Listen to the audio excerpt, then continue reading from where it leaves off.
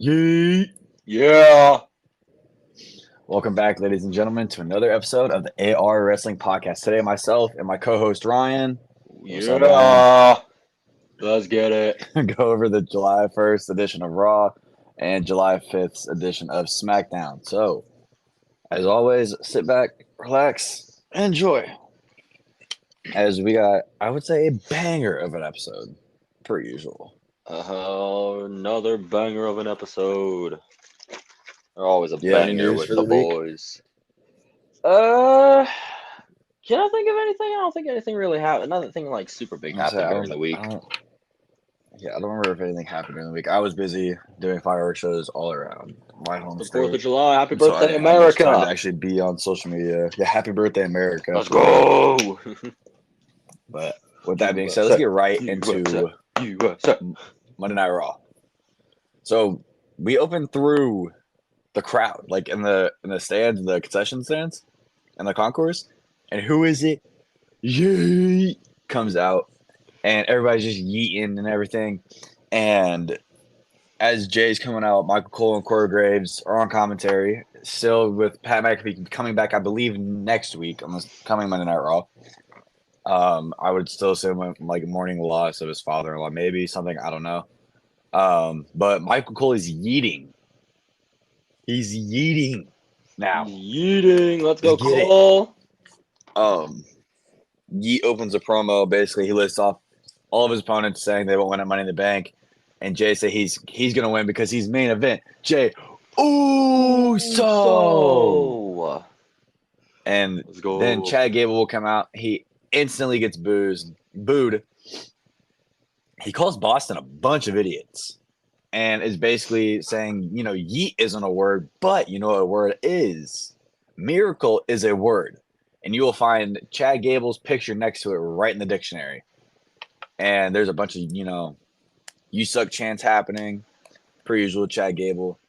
And he kind of gets into the whole thing with the Wyatt Six, and he said he overcame the Wyatt Six and his family leaving, and that where we at?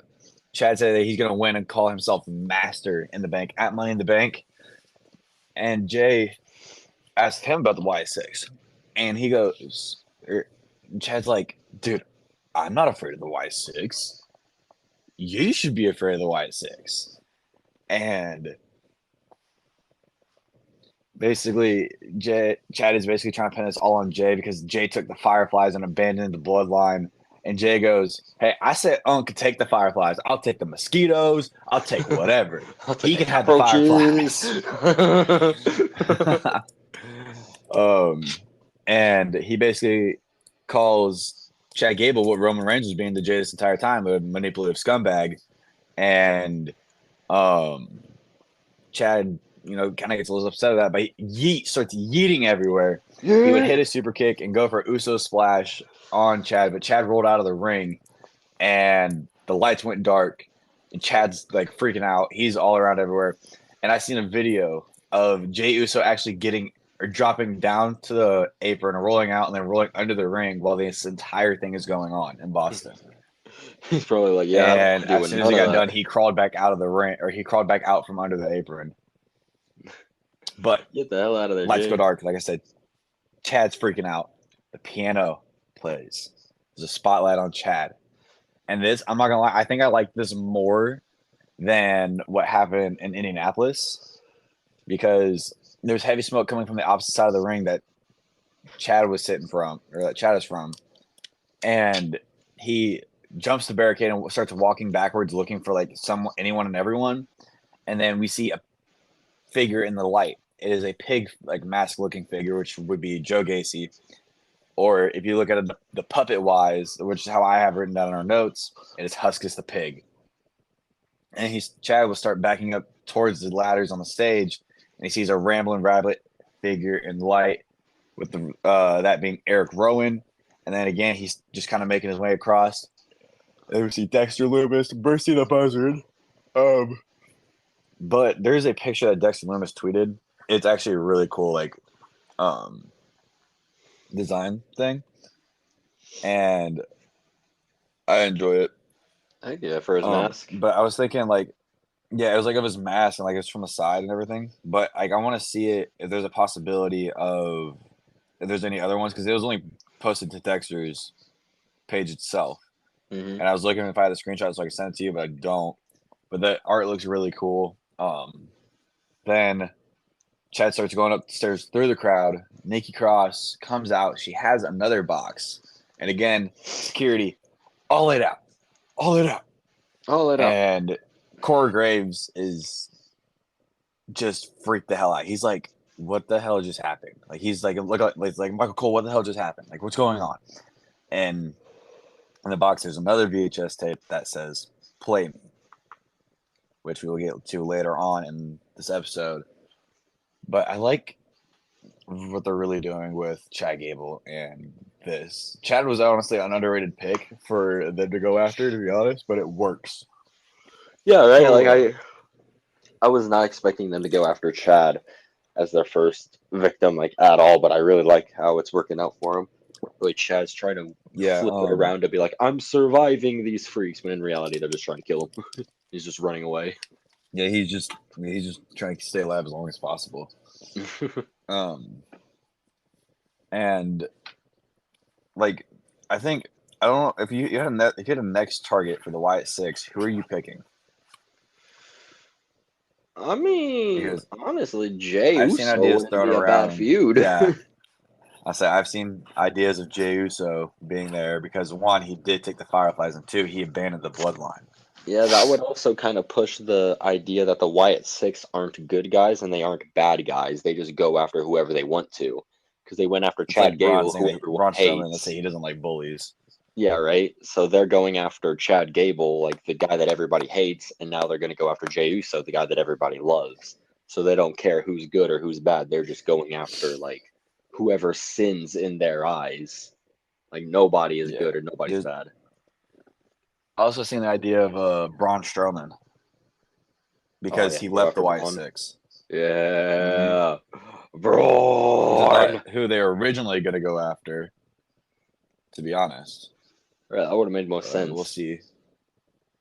I'm kind of Still upset time. though that they're. I know we're gonna get into like SmackDown later, but I want to point this out. I'm kind of upset the White Six aren't on SmackDown either. Like they're not. They don't travel both sides of WWE's brand Yeah, me too. because they could do so much with Dexter Lumis, Johnny Gargano, Indy Hartwell, Candice LeRae, Tommaso Ciampa, and Austin Theory. Within, like I said in past episodes, he is a member of the Way back in NXT.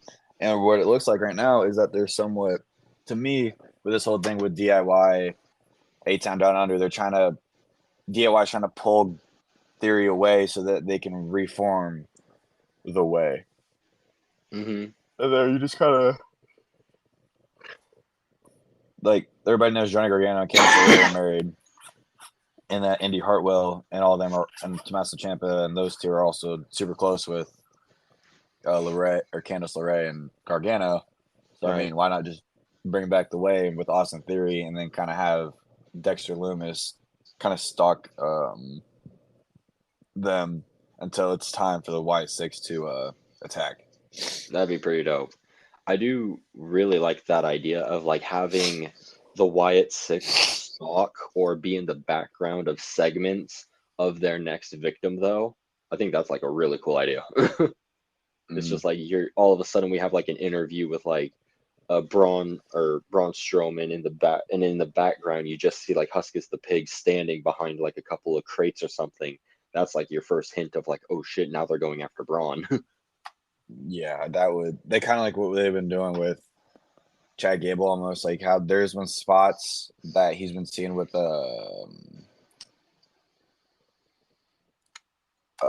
the puppets just laying around everywhere. Like the actual And like puppets. all of them have Chad Gable right in front of them, Oh shit. Yeah, exactly like which that. I That'd will be say, insane. yeah, it's kind of like they were doing when they came on. What was it, June 17th? Like when they debuted. Hmm. I still think Yes. with that world opening of or having the ending of a weekly show like that was absolutely insane. It's almost a That was month now, awesome. and it was That was still so insane. They cool. still have security everywhere. Right? That was a good idea to like push the idea of the White Six being that big of a threat, but security clearly But doesn't do anything. they don't even need titles. Like No, honestly, I I think agree. titles would add just a little bit of boost, but they really like if the way they're playing this right now, they do not need a title The whatsoever. only problem with them winning a title is that they eventually have to lose it.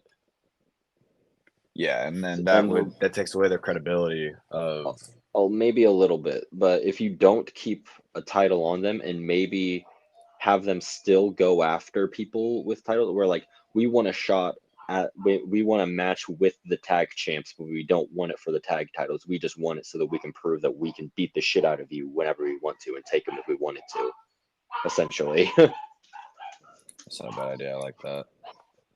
That's a, Um, but I like the idea. They don't need any titles. I agree with you. mm, I think that would just take away, like I said, like I was just saying, the credibility of the Wyatt Six because they're supposed to be like this unbeaten force, kind of like how the Fiend was supposed to be when Bray was portraying the Fiend and all that. Yeah. And then everything with Hell in a Cell and Goldberg happened.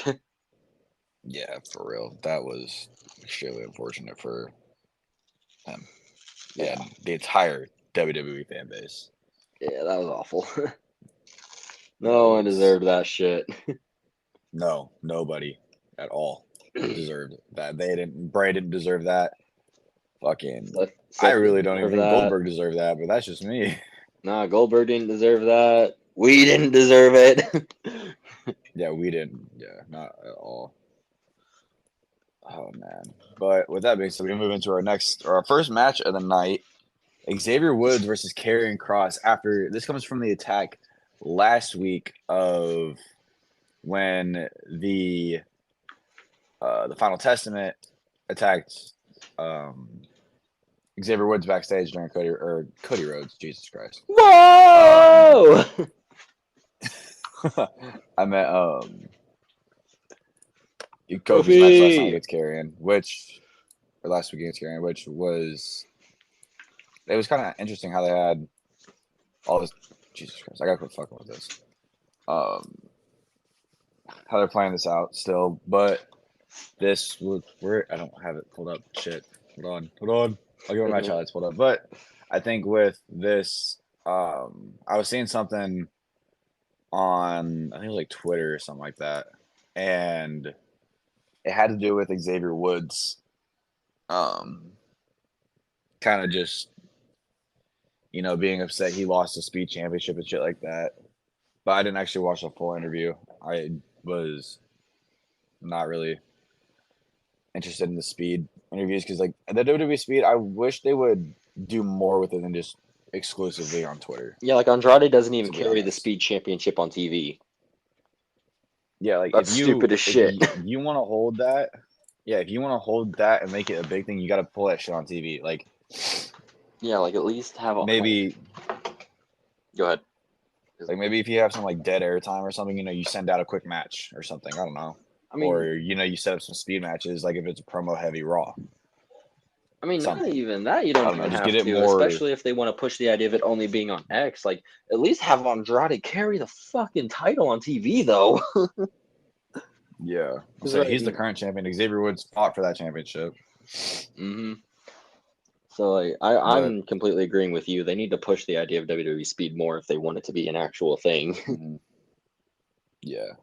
But with being in the match, Xavier Woods ended up saying no to a handshake, and carrying across whatever power Woods until he would hit the dive to the outside, carrying with powers Woods into the ring post and drops him on his head. We go to commercial, but when we get back, they're both trading chops, and Woods would start getting the better of the exchange and hits a super kick, but Cross would end up hitting a headbutt and counters a top rope elbow from Woods, and Woods would roll up carrying for the W, getting the win for the New Day. What a new day! But I mean, as always, with I think they're trying to manipulate Xavier Woods. AOP attacked the New Day after the match, and Kofi tried going over the ropes, but Karrion ended up giving him a cross hammer. AOP throws Woods into the barricade. Cross puts a hold on like Kofi Kingston's arm. It's kind of like an arm bar or something, and it looked not like an armbar, but it looked brutal. Like he had like his elbow back and everything, just pulling back on his tricep and his arm all at once, Mm-hmm. and that looked brutal. Scarlett's sitting there smiling, and just Paul Ellering, being Paul Ellering, the manager, calling all the shots for this to happen. Damn straight. Now Woods ain't got no partners. Does Xavier join the Final Testament? I think he I does. feel like that'd be wrong almost. Like looking at It'd them be all, I feel so like Xavier Woods is the wrong. odd man out. It'd be so wrong. It'd be like when Daniel feel like Bryan he's joined the the odd man Wyatt family all those years ago. but that almost felt right at the same time. Like it didn't feel right at first, but then you let it play out. That felt right. I had a different feeling. To me, I liked it. For me, I didn't. I was a big Daniel Bryan guy back in the day, and I liked it. Me too, but I wasn't big on the Wyatts. But I get what you're coming from with that. But I agree, Xavier definitely wouldn't feel like he fit in. Yeah, I don't know. Because like the Final Testament is just a bunch of powerhouses, and then you got Xavier Woods, who isn't necessarily a powerhouse, but he's also not like a jobber. He's a pretty solid talent. Yeah, right. I like how the subtlety of this is pushing the idea of like, obviously, like now Xavier is by himself because Kofi's going to be out for however long, but like the idea that now last week Kofi couldn't beat Karrion Kross, but this week Xavier could beat Karrion Kross. So they're trying to push that idea of like, Woods, you're better than Kofi, right? So this is just an easier way for them to push that idea too. Maybe you can even have Kross spin the idea of like, I threw my match with Woods to like manipulate this idea into your guys' heads, you know?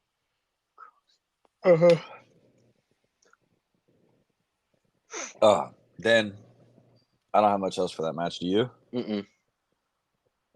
Nope. So then we would move into a video promo from last Monday's main event, which I actually forgot what it was. The tag title, for sure. Yeah, which would end up leading us right into the Judgment Day. So Dom and Priest are walking backstage, and they're kind of just walking up to the room, and Damien asks if Dom's talked to Rhea, and Dom's like, yeah. And Damien goes, well, I talked to her. She's not happy. She's pissed. And Dom's like, I'm going to get the Liv situation figured out. Don't worry. And he says that the Liv thing isn't his fault and that Priest, and he basically kind of is walking away, that teenager thing, like say like they're in like a split home or whatever. Dom looks back, he goes, you're not my dad. Ooh. And Priest is like, whoa, what'd you say? He goes, nothing. Dom goes, nothing, don't worry about it. And as they enter the room, Liv's in the locker room, and she wishes Daddy Dom good luck for his match before she leaves for her match. And there's a Liv is finally on top t-shirt, and it's on the WWE shop. That's a crazy shirt. Which is kind of just solidifying more of the Liv Morgan revenge tour more than anything. But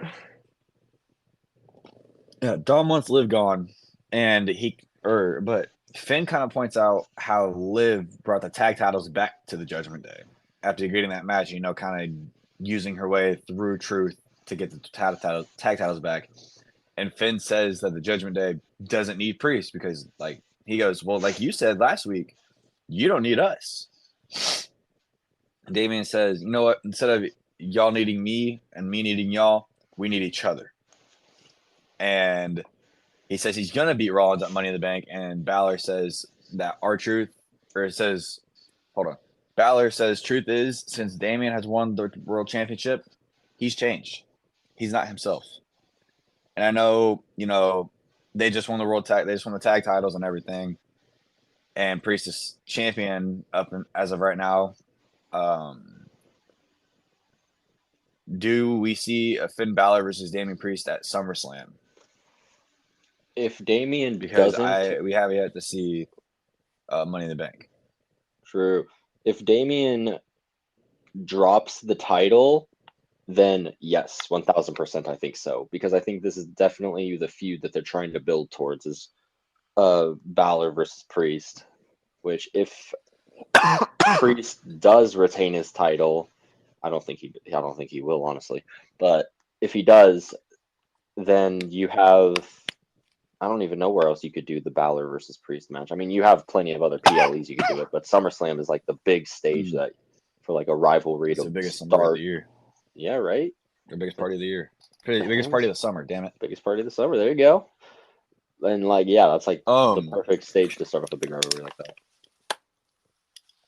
So my question to you is, what if Damian wins at Money in the Bank? Does this solidify him more as a legitimate champion instead of a transitional champion? I think it will, especially since he'll have a win over Seth Rollins. Yeah, that's what I'm saying. And Freaking then there's the fact Rollins! that you're sitting here looking at Damian being champion. Well, what if the fact that Rollins can't go for this title anymore if he loses at Money in the Bank? Does he like start putting himself? Does Rollins put himself in the mid card title scene? He thinks he needs to reevaluate himself, like he was I think Seth goes heel. talking about last Monday, I believe was when it was. Yeah, I think it was last I Monday. don't remember when. No, But I I don't think remember what he the fuck he does came out. reevaluate his situation, and I think he's going to do a heel turn. Honestly, I think he'll do. Rollins doing a heel turn would be crazy. Right, I think it'd He be did awesome. Rollins did say something along the lines of, like, he got asked about Becky. He goes, "Becky's great, but I can't speak on her in-ring return." Yeah. So that makes me think one of two things. Becky's gonna go. Becky might end up going to AEW just for maybe like a little run with Mercedes, or she's just gonna take time off. Spend time with Rue and everything, and then kind of get Rue to the point where she should be okay traveling on the road again and go from there. Because I mean, you got to think about it. Where the age their kid is right now, that's probably one of the most that's one of the most important times in the kid's life because it's a huge developmental age. Yeah, I mean she's about four about this time. Yeah, that's a really important Say thing. she's getting ready to go to school or Sorry, something like I that. had a fucking thing caught in my throat there. Yeah, I agree with you. I really hope that Becky does come back to WWE though. Not gonna lie, Yeah, I don't really want to see her go to AEW because AEW's got either. like plenty of women's there, and I really like Becky in WWE. But I'm really hoping, I think especially Becky's to better see. off in WWE too. Agreed, she definitely is. I think, but off of this, I definitely. Oh, dude, I want to see a Seth heel turn so bad off of this match. You think if Becky came back, she could do a heel turn? Yeah, Because I think I think there's a heel turn that she had, and it was absolutely hated. it was the summer. She returned at SummerSlam 2022, I think, and then she was Wasn't it heel like the versus big time Bex Bianca. thing? Yeah, that was for her match at WrestleMania 38 against Bianca, where she was also a heel during that entire stint through there, and it was not good because everyone just kept cheering her. Because everyone loves Oh Becky. man, Becky's awesome.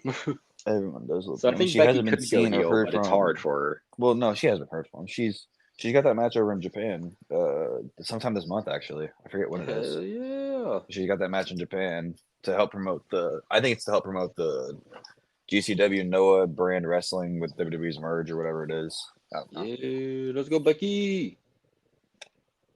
So then let's move into the probably the sad segment, which I mean it is. Rip Sika and Owahi. Roman Reigns' dad. We had another tribute video, same one they played on SmackDown, and as the video was playing, there's a bunch of Sika chants popping out. They just kept screaming Sika, Sika, Sika, which I thought was awesome. I mean, we'll never have. I'm going to say this right now. Like I said, I think I don't know when I said it to you, or I might have said it on this podcast. But the Samoan dynasty runs wrestling, and I will say, without Sika, it would not be the same. While Samoans were definitely some of the biggest influences for the Samoan dynasty, like taking over all of professional wrestling, basically. Because like you look around, they Even basically just have. like even wrestlers who aren't Samoan, like it was just huge for them because that's how they got into wrestling. Yeah, literally. Um, R.I.P. Sika though, a R.I.P. legend. Sika, really for real. So then we go into a Zelina Vega with Kathy Kelly being backstage, I think is when it was. And Zelina has basically kept focus on Liv no. Kathy goes, has Zelina kept focus on Liv and asks about Dom's help. And she goes, I'm not worried about a bootleg Rhea Ripley and, that dirty D. I was like, bro, Oh, you look, you may not have had anything big Zelina. happen to you, but you were straight dissing these two, and it is working. I like it. I don't know about you, Ryan, Zelina. but I love it. That's I crazy as absolutely love it. fuck. I cannot believe she's actually Um, saying that shit. then we go to commercial, and we That's come back, and it cuts to wild. Chad Gable. Chad Gable running from the Wyatt Six, just absolutely scared out of his mind, obviously. And then we get into our match, the Women's World Championship. Zelina Vega versus Liv Morgan. Basically, we get into the match. Liv would get a cool submission into the ropes, and Zelina would end up getting a 619 to Liv's ribs right in the corner. Liv would drop kick Zelina off the apron, and Daddy Dom comes out to ringside to try and help Zelina, but Ray comes out after him. Dom comes out all happy, Dom comes out. Liv is as happy as can be, and Dom gets showered with booze, but he's applauding Zelina. And like I said, Ray comes out, and Dom actually starts kind of running away. And then we run to commercial. We come back. Liv hits the Three Amigos and a prison lock submission. And then Zelina was able to get out and hit Liv at the top rope. Code Red sending her rolling to the outside. Liv would end up hitting Ray with the outside of the baseball slide as he's talking to Dom, but Zelina immediately smacks her with the 619 and a tornado DDT for the near fall. Dom would again try to do what he did with Becky and slide steel chair in, but Zelina would end up throwing it in Dom's face, allowing Liv to hit the Oblivion for the win. Dude, Liv breaking up the fucking Dom's moves and Rhea's moves was nuts. What is going on? Why is Liv doing this shit? Leave Dom alone. He doesn't poor want man you. alone. Leave this Leave poor this man poor man. alone. The Judgment Day clearly does not know about his clearly does not know about his social media presence at all. No. I still think they're in cahoots. Oh yeah, they definitely are. Basically, Dom and Liv goes out to Dom on ringside after he got hit in the face, and he just straight up gets up and leaves, and Liv is following him like a lost puppy, per usual. Then Kathy Kelly would come out, stopping Liv, and she goes, Kathy's like, asks Liv, she goes, are you feeling like everything's going to plan? And she goes, well, the Liv Morgan revenge story is going exactly as she planned. And she's dedicated her win and her future wins to her daddy, Dominic. And I was like, no, Oh my this God. can't be happening. I need mommy back. Rhea, come back Mommy. now. I'm still predicting SummerSlam. That's what I'm going with. If she comes back at Money in the Bank, that would be insane. Oh my God. But I'm predicting SummerSlam because Liv's obviously going to have a match at SummerSlam. There's no way you don't. Oh, hell yeah. I think all four world champions are going to have their titles defended on SummerSlam. I think that's going to be the thing. But I think at that point, SummerSlam's going to be like 4 hours long, which I'd be okay with. I'm fine with it. I'd be okay with SummerSlam being 4 hours long. That's great. Because I feel like you shouldn't have all the world titles and then just, one mid-card. Like, you should put, your top title. Like, you should put, a tag team title matchup, all the world titles up, maybe the U.S. title to make it elevate it more than what the IC title needs, I agree with you. If they want to make PLEs, it'll help elevate the title. Exactly, I agree with you.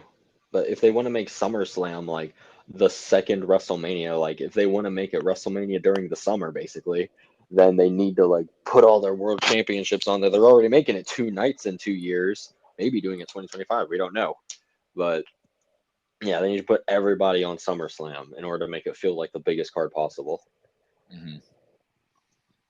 But Triple H does like his low match numbers and just like longer matches and just fewer numbers. That works. It does work. I do like that. Then we see your favorite Scotsman, Drew Oh, McIntyre, with a video promo that's sponsored by Modelo, great Mexican beer. Hey, at least they sponsored the Scotsman this time. Great Mexican beer. Love it. If anyone gets between Drew and his gold, he's going to do what he did to Punk. Basically, absolutely fuck him up like he did on that SmackDown a couple weeks ago. And he thinks that he's going to win his qualifier and win Money in the Bank. Which we would later see his qualifier. We will later talk about his qualifier and if he's in Money in the Bank. My brain just blew up. But then we see Seth Rollins walking backstage, and I noticed on the right side of Rollins, like how the camera shot was, there's a figure that looked like Rhea Ripley, but then I looked back and watched it a few times. I looked like Sonya Deville, more or less, talking to Zoe Stark and Shayna Baszler again. I forget who it was. I still think that's a women's faction that they're going to start pushing on TV here soon. Hopefully, give those two something. Right, and then Sonya's basically just been a backstage presence, not much, literally much. Then we will see them after that. We moved into a WrestleMania 40 documentary video package, basically kind of showing us what we're going to be getting once this drops. I think in like November or something like that. I forget when. It dropped on Wednesday. Oh, it dropped on Wednesday? It dropped on Wednesday on YouTube. I watched it already. That shit was fucking hype. I need to watch it then. It was a pretty cool documentary. Then we move into Seth freaking Rollins and his promo. Yeah. And he goes, Boston, welcome to Monday Night Rollins. I love Rollins, dude. I was actually in Boston. I was in the Boston area a week before, or literally that weekend before the one in Indianapolis. That's crazy. You're in Indy when they went to Raw, or no, you're in. Oh, never mind. I was in Boston a week before the Monday Night Raw. They were there, and I came home, and I was going to watch we were wanting to go to the Indianapolis one, but unfortunately, we did not. Probably going to the one in Evansville, September 30th or something like that. We'll talk about it later, though. Yeah. And he goes, I am a visionary, or he goes, he is a visionary. Wait, no, fuck, I don't know. I am a visionary. I am a revolutionary. I am Seth freaking Rollins. And then confetti started falling because we were in Boston. We were in the TD Garden. It's where the Boston Celtics play. They just won the NBA championship, and their colors were kind of falling down through the rafters. I don't know if it was on purpose or if it was by mistake, but it wasn't a lot. It was just very little, very minuscule. Yeah, it was. And he basically is going to predict that he wins at Money in the Bank. And he has a secret to Boston because they're a championship city. You got the Boston Bruins, the Boston Red Sox, the New England Patriots, and your 2024 NBA champions, the Boston Celtics. If my girlfriend's dad listens to this, I don't like any of those teams. They all suck. But he brings up the confetti colors with the Celtics, and the secret he needs is to win back his World Heavyweight Championship. He can't settle for second best, can't settle for anything less than a championship, and if he doesn't win at Money in the Bank, he's gonna have to reevaluate, like we said earlier. He's gonna have to reevaluate who Seth Rollins is and what he can do from there, because he performs at his very best when the pressure is the hardest. And music hits. For some reason, I was waiting for Damien's thing to click, and nothing clicked. And I was like, wait. And it was Finn Balor. He comes out. He's getting booed. And he goes, well, Rollins, you should be in a good mood he goes, I should be in a good mood, but I'm in a bad mood. Everything around Raw seems to be changing. What it means to me in Judgment Day is changing. Damien's changing. And Finn looks at Seth. He goes, I blame you for Damien's actions. And Seth kind of fires back, and he goes, Are you jealous that you can't get what Priest has? Talking about the World Heavyweight Championship, which I thought was really funny. But like again, it kind of ties back to their SummerSlam 2016 match where Finn won the Universal title but had to let it go the next night because of a shoulder injury. It still hurts. It still hurts. They need to give him the world title and see how far he can go. To hear that happen. Because honestly, I would if instead of Priest being in that ladder match last year at Money in the Bank, and they would have put Balor in and Balor would have won it, I think I would not have been pissed if Balor would have been holding the World Heavyweight Championship. So excited. I would have been so happy if it was Balor that instead of Priest that had done it. Like, nothing against Damian Priest, obviously. Damian's doing good in what his job and all that, but Balor's my freaking guy. If Balor had been put in that spot instead, bro, oh dude, I would have lost my mind. Mm-hmm. Like, I wouldn't have even been mad that last year LA Knight didn't win it.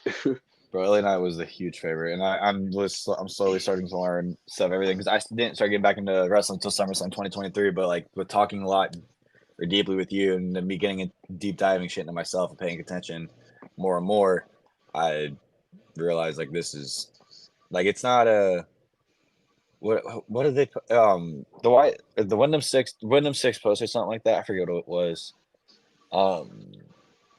I forget what account exactly on Twitter it was, but it had to do with now I'm kind of upset I don't know because it was just about wrestling and it gave the perfect definition of wrestling in my eyes. There's a video I think on YouTube on WrestleMania, and it's like talking about what wrestling is and all that, and like why we love professional wrestling and all the best parts about it. And it's a really good video. I think you should check out. I will. Where you said it's on what, YouTube? Yeah, it's on YouTube. I think it's WrestleMania. Right here. It was the Wyatt Six. It was a Wyatt Six tweet from August 7th, 2022. Wrestling is not a love story. It's a fairy tale for masochists, a comedy for people who criticize punchlines, a fantasy and most can't understand, a spectacle no one can deny. Lines are blurred, heroes are villains, budgets are cut, business is business. And I was just like, that probably perfectly describes wrestling almost. It's it's a fantasy. It's like you're back being a kid. Seriously, like you have moments that literally will take you back to being a child. It's insane. Yeah, but this is what the rest of it says. Nothing like the sports. It's its own thing. It's something you can't deny. It's not like anything else. It's not fully legit. It's not fully scripted. It's not like fully an act. It's not fully like everyone's beating the shit out of each other all the time. It's like the perfect mix of it. And like when it's done right, dude, like WrestleMania 40 was like the perfect example. When it's done right, it's so freaking awesome. Yeah, I agree. I definitely agree to that. The rest of it says though, but it can also be a land where dead men walk, where your honor makes you elite, where demons run for office, and rock bottom is a reason to rejoice. Woo! It's an escape. A reason to point the blame at anyone but yourself for 2 to 3 hours, an excuse to be a kid again, and nothing matters except the moment we are in. Wrestling is not a love story, it's much more. It's hope. In a world surrounded in hate, greed, and violence, a world where closure may never come, we all know a place that has hot and cold, hope on top, for better or for worse. Man, and I thought that was just fire awesome. Post. That was a fire post. We gotta make sure we need to retweet that shit. I already done retweeted it. Steal that. Don't worry. Yeah. We need to steal that shit. You need to. I don't know if you're logged into our Twitter account, but whenever you get a chance to, I would.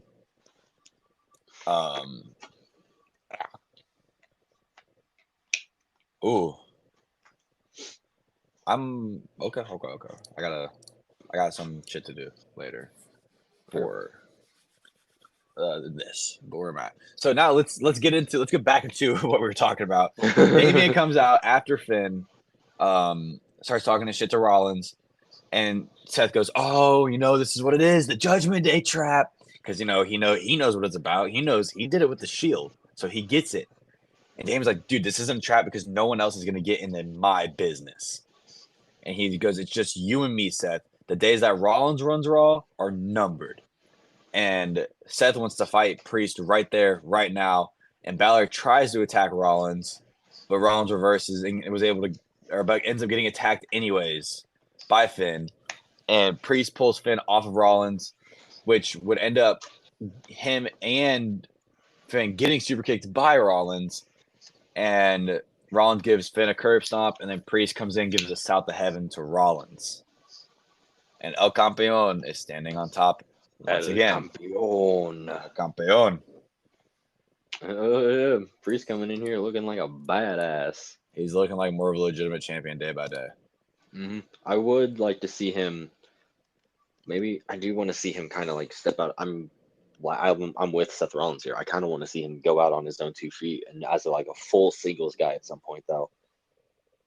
Okay, Kind of ready for him. I think it'd be good for him to feud with Finn and break out on his own. Maybe. Oh, really? Yeah, I'm ready for him to leave Judgment Day, feud with Finn, and go be his own man. Maybe go like be like a hunt. Maybe like have him hunt down the entire Judgment Day one by one after they like eventually turn on him. Mm-hmm. Be like, I want Finn's head, I want JD's giant head, and I want Dom's mustache.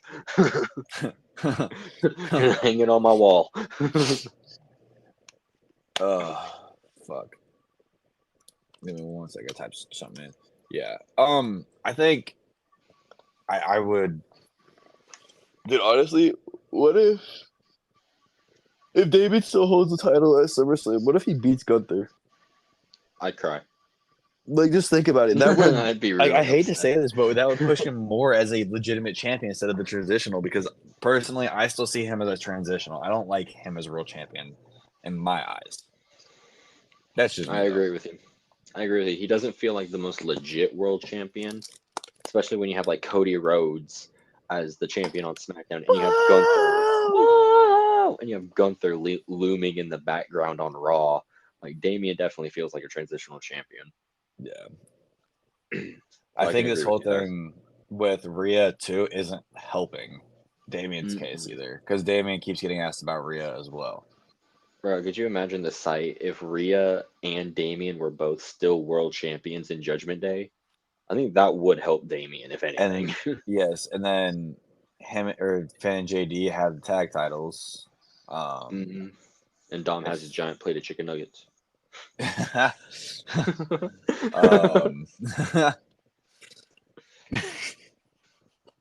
Honestly, I would give. Dude, it's gonna sound like a crazy hot take. Give Dom the IC title. Make Judgment Day have all the titles so they legitimately run Raw. Oh no! Oh no! Put him in the. You know how we've been talking about having this fatal 4-way between Braun Breaker, Sheamus, Sami Zayn, and Kaiser for the IC title. Yeah. Get a 5-way and put Dom in it. Dom does a sneaky little shit. Braun Breaker hits a spear. Dom throws out Breaker. God. Dom hits the pin for the 1, 2, 3. Oh no! That would be cooked. That'd be cooked, bro. But let's move. Speaking of Ludwig Kaiser, we move into a video promo. He's injured, and he's blaming Sheamus for his broken ribs, and just basically calls Sheamus a coward. And when he comes back, he's basically looking for blood. Yeah, and honestly, what if Kaiser brings back the IC title to Imperium, tries to replicate Gunther's reign, but fails, and as Gunther's holding the world title, he kind of just looks at Kaiser and shrugs him off because, they're basically replaying the Giovanni thing, but they're going to play deeper into it because Ludwig is Gunther's mouthpiece. Essentially, they would look better together than what Gunther and Giovanni would have been. Right, true. Speaking of which, we have yet to see his ass on SmackDown. Yet to see him. He's still just presumably dead from Kaiser drop kicking his head. Yeah, honestly. No, I think that's a good idea too. I've heard that this is a legitimate injury.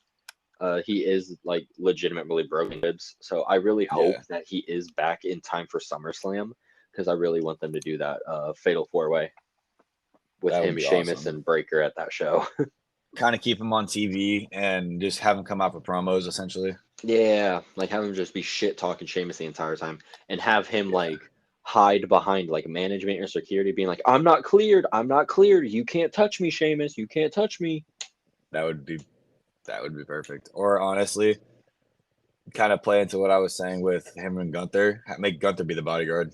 Yeah, have Gunther stand between them, and have Sheamus be Yeah. like standing there like, "Man, I really don't want to fight Gunther for a fourth time just to get Smacking the man Kaiser. meat. Smacking man meat."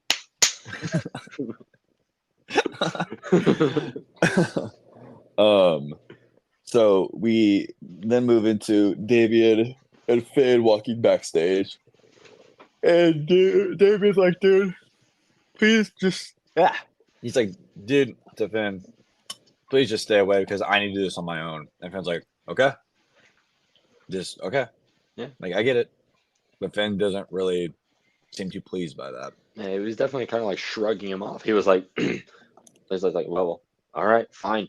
And like he even left Damien hanging when he went for a fist bump. Like, bro, you don't do that to your bro, man. Mm. Something's up. Something's cooking.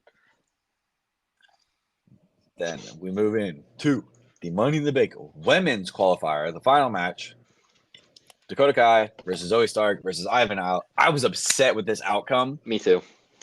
I think for a different reason, I wanted Dakota Kai to win. I wanted Ivy Nile. I wanted Dakota Kai to win. But we ended up seeing Zoe Stark take the dub. So let's just get into the match. Out there popping off with some big moves. We hit the commercial. And when we come back, there's a double bulldog from Ivy off the top rope. And Ivy starts suplexing everyone and ends up with her giving both Zoe and Kai a double German. Ivy keeps suplexing people, and Zoe keeps hitting knees.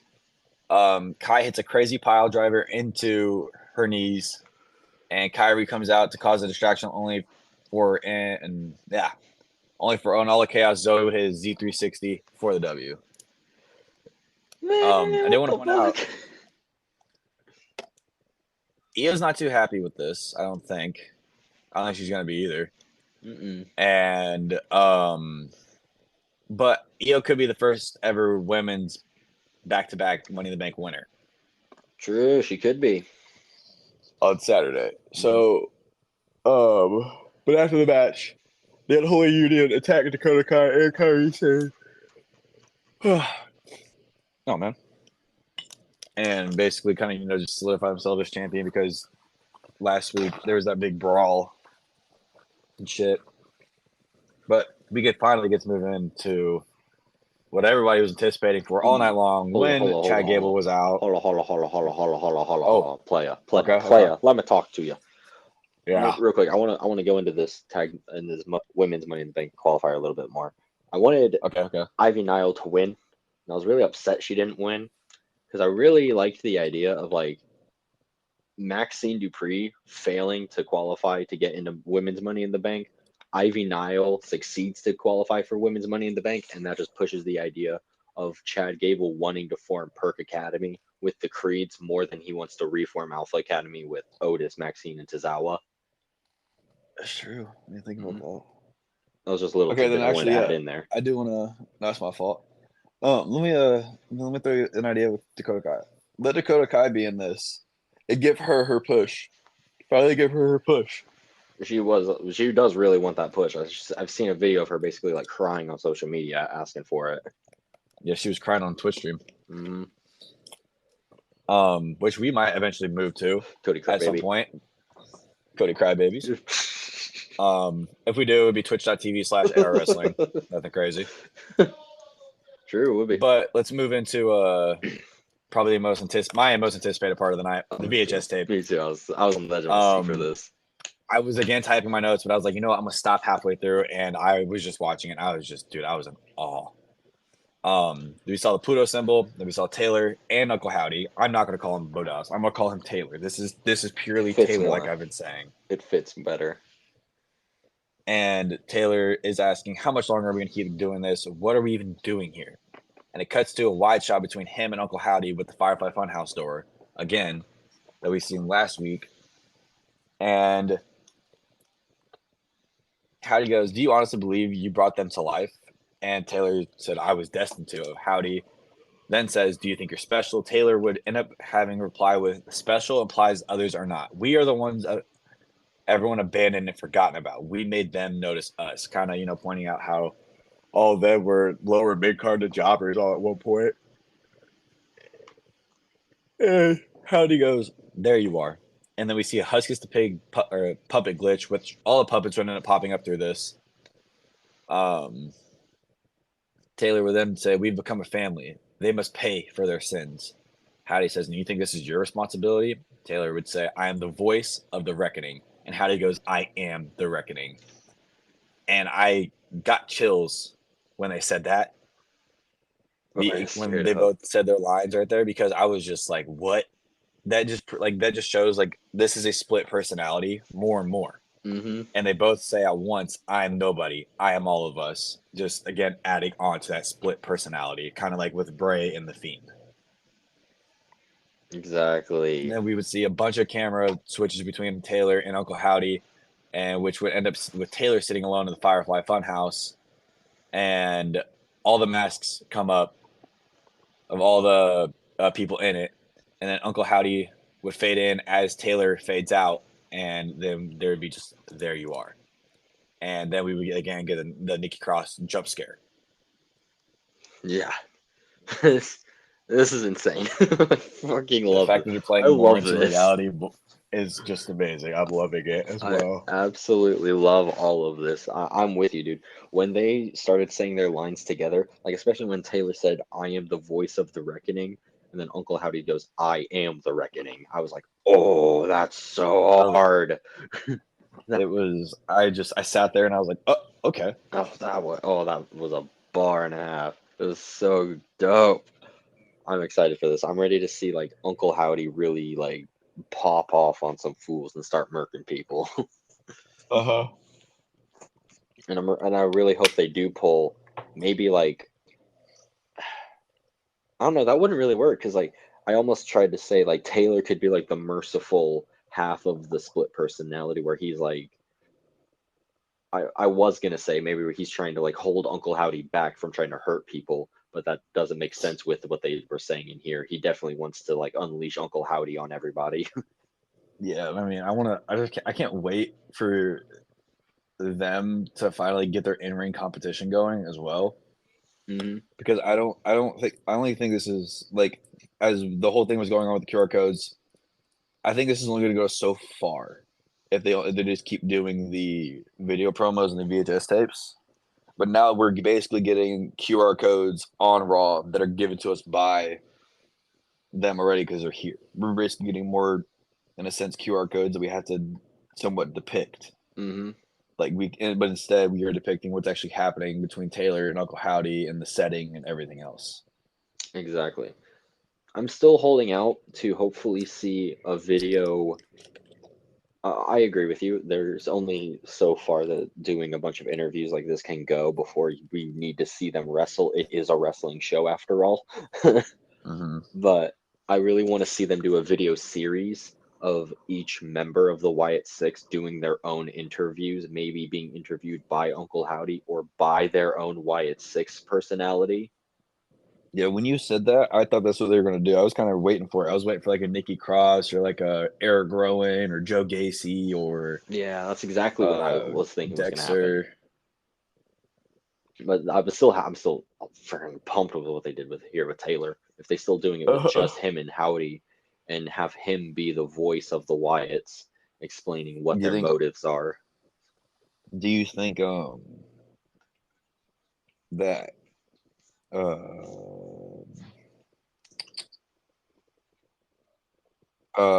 what Nikki Cross with being her big sister Abigail, she's the equivalent to Uncle Howdy, as with Alexa kind of playing Lilith, she was the equivalent to the Fiend?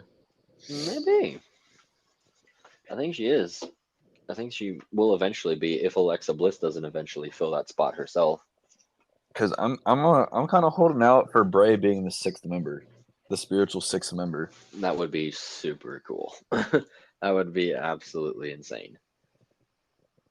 But I also have heard I'm not advocating for this. I really like the idea of Bray being the sixth member in spirit. But I've also heard people being like, the six members of the Wyatt Six make up Bray Wyatt as the six pieces of his soul, or the six like bits of his Or like of personality, his as they mind. all represent a different part of him. Like Eric Rowan's his Yeah. past, Bo is his brother, Dexter Loomis represents like the creepier side, Joe Gacy represents the brutality side, Nikki Cross or Alexa Bliss can represent the like peaceful, like gentler side maybe. And then all together, You do know what all the puppets stand for, right? not really at all. I just bullshitted up most of that So together. Huskus the Pig, who's Joe Gacy, is Yep, Bray's past as Husky Harris. Eric exactly. Rowan is Ramblin' Rabbit as just Bray's mind, basically, how he was always running and with the ideas and the creative flow is just crazy. Obviously, Uncle Howdy being Bo, but not necessarily his brother. It was, I forget what it was. Nikki Cross, obviously, Sister Abigail. Um, Dexter Loomis was actually who's playing Mercy the Buzzard was Mercy the Buzzard is actually His where Bray got his inspiration. inspiration from Mercy or Waylon Mercy, which could have played out, which was way ahead of its time. Waylon Mercy 100% was, Oh yeah. but with the White Six and them targeting Chad Gable, we move into Otis sitting alone eating at like a bar or something, and Chad walks in. He goes, he swears the White Six video was about him, and Gable's apologizing for everything he did to Otis. He goes, "I know you hate me." Otis says, "I don't hate you, but aren't helping you. We're not helping you. This is your fault." And Chad's kind of worried about the other members of the Alpha Academy, like Tozawa and Maxine. And he says that he'll always be there for Otis because he's his number one man. And he kind of says it aggressively. And Tozawa and Maxine would then walk in, and Chad leaves, and they're kind of just there for Otis as everything's been happening. And I don't think Maxine's gonna change Otis's mind whatsoever. Mm-mm. I think After everything that Otis has been saying throughout the weeks, I don't think it's gonna I happen. don't think at all. I think Otis should stay strong on this. Go Otis. I do want to see And eventually if see this, them like do a feud or some shit. yeah, like play something into like don't push the Alpha Academy to the side. Like let Yeah, Otis come on now. do his thing Yeah, because everyone I got could see behind him Otis like as a that. legitimate contender, like almost like a Bronson Reed style contender, just an absolute wrecking ball of a fucking unit. Yeah, right. I do think this was the Wyatt Six video where he said something about like a false prophet manipulating his own family for his self gains, where Hmm. that's clearly about Chad Gable, and right now he's clearly still trying to manipulate the Alpha Academy and do his circle and shit like that. So I don't think Otis should fall for it. I think Otis needs to stay strong, and I just want to see Otis like beat the shit out of this guy still. Yeah, I mean, with you saying the false prophet's using his family for his own gain, I mean, Roman did the same thing.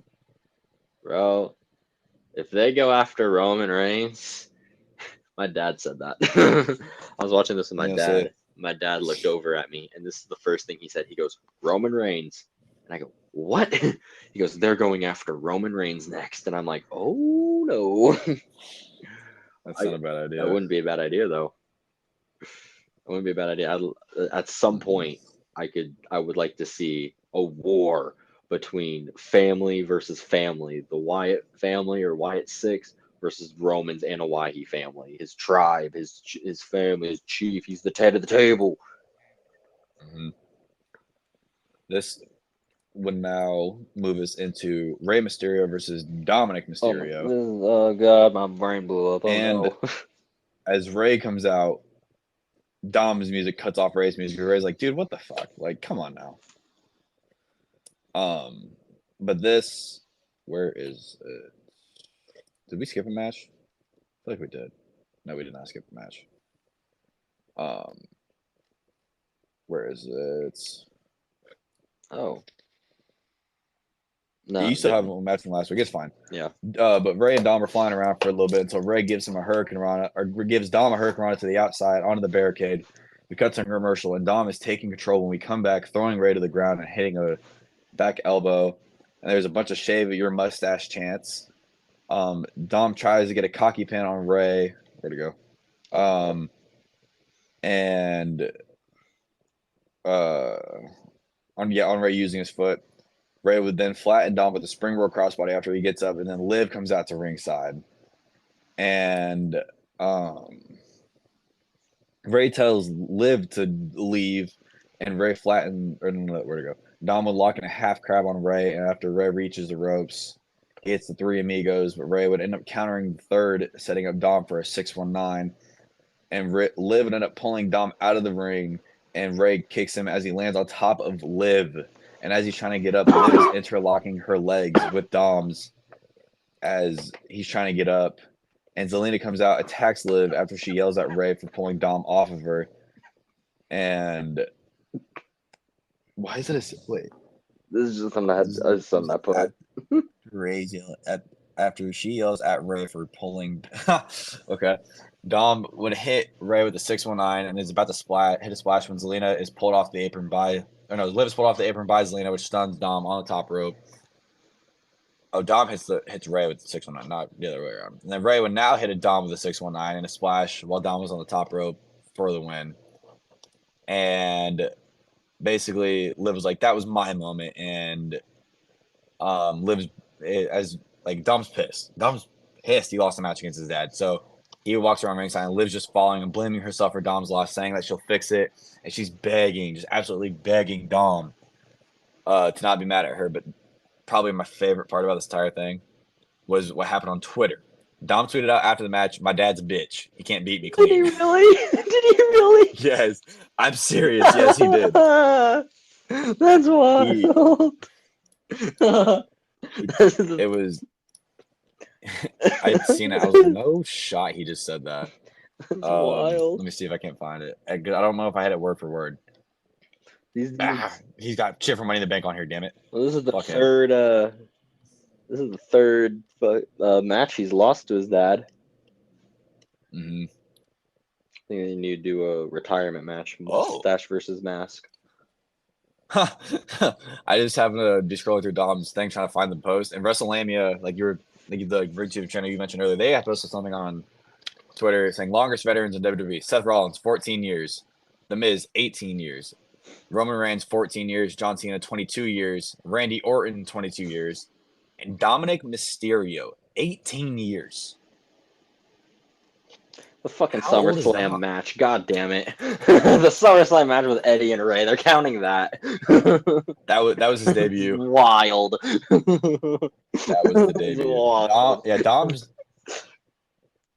Dom was born in 97, so he's gonna be 28 like next year. He's like 27 right now. Dang. Yeah, but after the match he posted, "My dad's a bitch." Yeah, I think this would build to eventually Rey Mysterio, maybe at WrestleMania 41, Rey Mysterio's retirement match. Mask versus Dominic, all of Dominic's hair. His mullet and his mustache. I don't think it's going to happen, though, because Ray's wanting to stay to help elevate Dom as much as he can, and Ray doesn't plan on retiring until I think it's like 2028. I think is when he wants to retire. Oh my God, he's got that long left in him, which is absolutely insane, bro. And the way he moves at his age is just absolutely insane. He's not normal. He's not. He had knee surgery last year, and he's still doing it. He's insane. He's not human. He's not human. Then we would move into a Sheamus promo video, basically talking about his time in WWE, how he's trying to fight and everything. He's wanting more because he has more left in the tank, essentially. Then we would learn that Shinsuke Nakamura was in Las Vegas for his friend's fight. I didn't catch his friend's name in time as I was typing all this shit out. And I just want to point out they haven't done shit with Shinsuke. True. They haven't done anything with him since he feuded with Cody. They need to do something with Shinsuke. You need to do something with Shinsuke. You cannot let that talent go to waste. Agreed. Like, Shinsuke is awesome. I like Shinsuke a lot. I really liked Shinsuke a while ago before he kicked AJ Styles in the dick at WrestleMania and kind of just lost his way after that. Mm-hmm. But So his match at Fastlane with Rollins was really good. it I liked that was. last man standing match, whatever it was. He was really good in that. Shinsuke's awesome. Like he's so Dude, he almost underrated. won the match. It was right there. It was literally in his grasp. Literally. And Rollins ended up countering him with the fucking pedigree and hit, like, I think he hit a stomp for the win or something like that. Bro, It a was Falcon nuts. arrow off the balcony through a table. Oh, that was something It was crazy. It through was the. It nuts was in the though. audience. It was like right in Hmm. front of us. Like we couldn't. It We just was barely saw it. the way, yeah, where we were sitting, we could barely see it, but we were there for that, and it was absolutely awesome. Mm. It was Still kind of pissed though that we were there for Jay and Cody winning the tag titles, but they only held them for 10 days. Just want to point that out. And we were there for the win, though. That moment Yeah, we were there was for the W. unreal. We blew. I lost my voice, and that was the opening match. That was, oh my god, that was awesome. But then we move into a Sami Zayn promo. Talks about his match in Toronto. He's not stupid. He hears the buzz and chatter, and everyone seems to think that Breaker is going to run right through Zayn at Money in the Bank. He gives him his props though. He's an athletic freak. Like, dude's insane. He's fast. He's strong. He's insane. He's agile. Whatever. But he said that he's going to beat Braun Breaker at Money in the Bank, which would then lead to Braun Breaker coming out, and he goes, Sammy, you've gained a little bit of my respect. And he really gives him that props because Sammy went to Breaker to find the fight. Breaker didn't go to him. Sammy went to Breaker. Mm-hmm. And Breaker tells him that he basically has guts and he has no idea what he's in for. Because Breaker's going to decimate Sammy, fold him in half, and become the new IC champion.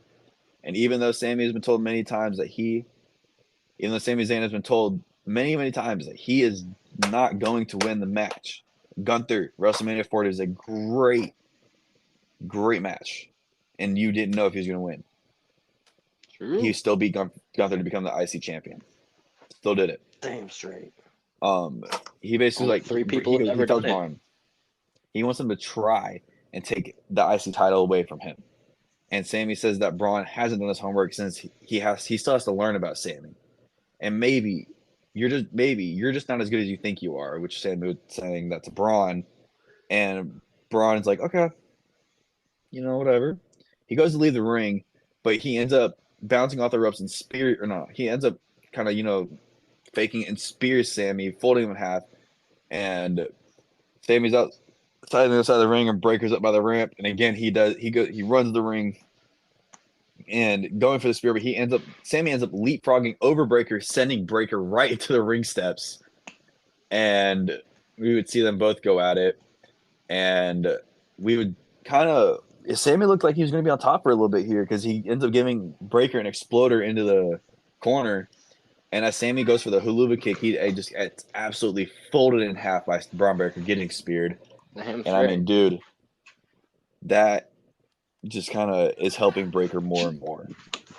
Yeah. Yeah. Yeah, dude, I'm excited for this. Yeah. Wait to see. I think Breaker might I don't know if Breaker's gonna walk away with the belt though, because I'm still holding out for that fatal 4-way. I'd like to see Breaker maybe win it there. Yeah, kind of just. Yeah. Maybe Sammy can barely sneak out a victory at Money in the Bank. Maybe. So, if Breaker loses at Money in the Bank, how does he react on Raw? By killing everybody. He just keeps going on this tear? Literally, I think there was an episode of SmackDown or Raw. I can't remember which one. It was a long time ago. It was before you and me were born, I think. Maybe. When Stone Cold Steve Austin lost a match at one point, or lost his title, got screwed out of his title, and so he just kept going to the ring during every match during the show and just stunnering people until they stopped the match and called for security on him, and he just did that for 3 matches in a row. Breaker can do that. Come out there and just spear everybody until Sammy is like, "You want your rematch? All right, you got your rematch." And then Sheamus can be and can come out and be like, "Hold on, fella, I want my match now." You had your match, now I get mine. Yeah. I kind of do. Dude. Yeah, I kind of want that match. Yeah. Yeah, I want that match bad. Then we would move into Kathy Kelly with Damage Control backstage, and she asked Dakota Kai, "Does Kai's chances, or does Jesus Christ, does Io's chances at winning Money in the Bank, are they worse now than what they were?" And Dakota Kai's like, "No," and she says that she wants everyone to stay out of Damage Control's business. And Lyra starts walking in, talking her shit, and then Katana Chance and Kata Carter come flying into frames, absolutely going balls to the wall against Damage Control. Lyra in there taking just everybody's fighting backstage, dude. It was nuts. It was insane. And like for a second there, it looked like Katana Chance and Kata Carter both accidentally hit Lyra as they were flying in. Yeah, straight up. So I don't know. This was insane, bro. They just walked out there and just started jumping fools. Bro, when she shrieked, I can't remember which one of us, it was one of the tag team girls, shrieked right before they attacked Damage Control, and it scared the piss out of me. Like, legitimate. I was, like, looking at my phone or something, typing notes, I think, and I just heard, it was like, what the fuck? That's definitely a Katana Chance. She loves to scream. But this move into the Bloodline video package from Friday, basically talking about everything that we're basically going over what happened from last Friday, and with the acknowledgement ceremony and what happened to Heyman in Madison Square Garden, literally not that long ago. Let me get back up because I just scrolled down to those notes to make sure I was saying everything correctly.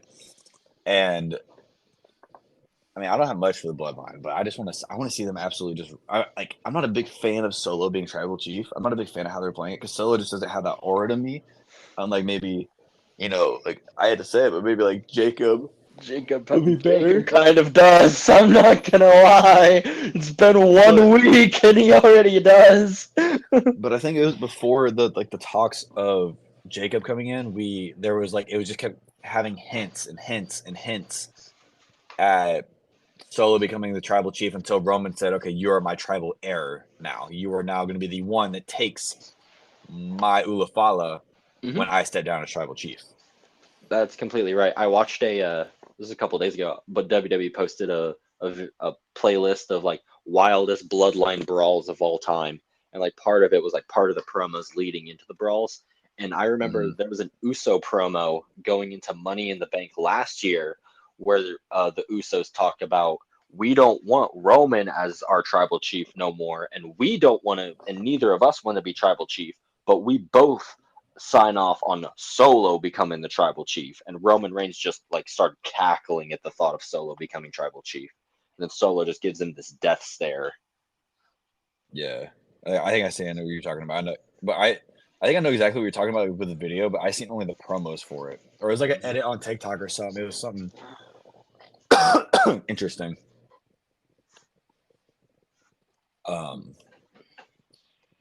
But Roman, Solo.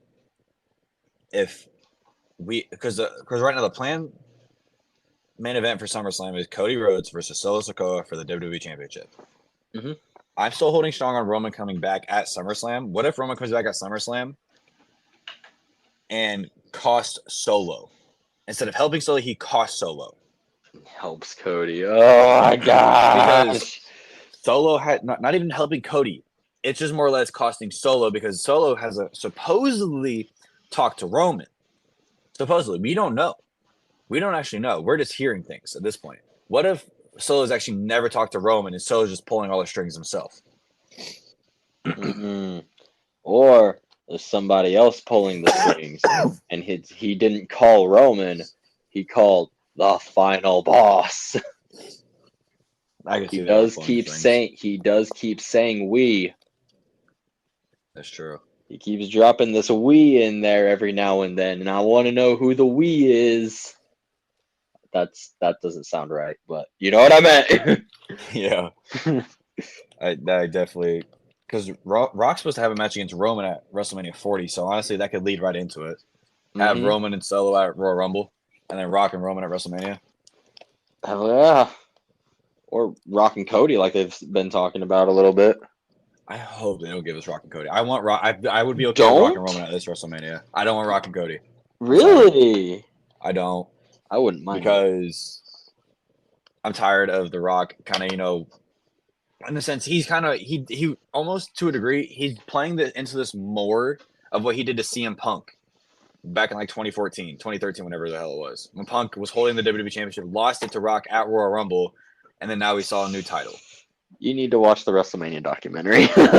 I It's will. not. It's gonna intensify your thoughts on everything you're thinking right now way more. Oh, Jesus. No, Yeah, Rocky's definitely. I like the idea of doing Rock versus Cody at WrestleMania just because it's like the dream match of what they've been hyping up since 40. But Roman versus Rock, in my opinion, makes more sense just because of the story that they're doing right now with like the bloodline seemingly building slowly to a civil war between the old bloodline and the new one. Right. And so it makes more sense for that to, like, the exclamation for all of that to be Roman Reigns versus The Rock at WrestleMania. But man, what you can do with Cody, dude, there's so many better options for Cody than The Rock. There's so many better options. Randy, you can do. Randy keeps looking at that damn title, dude. You can do heel Seth Rollins, like a very desperate Seth Rollins. Like, he's blown out all of his opportunities on Raw. And remember, at the end of 40 this year, he said, Cody, you owe me one because of whatever I did for you over WrestleMania. So you can have him be like, hey, Cody, it's time to cash in, baby. Like, give me what I want. Like, give me what I want type shit. What if him? And that's gonna be like a real hot take, because I just said Roman, or not Roman, Randy and Cody. What if we see Rollins win Royal Rumble and challenge Cody? That'd be awesome. Instead, and let Gunther kind of reign in as the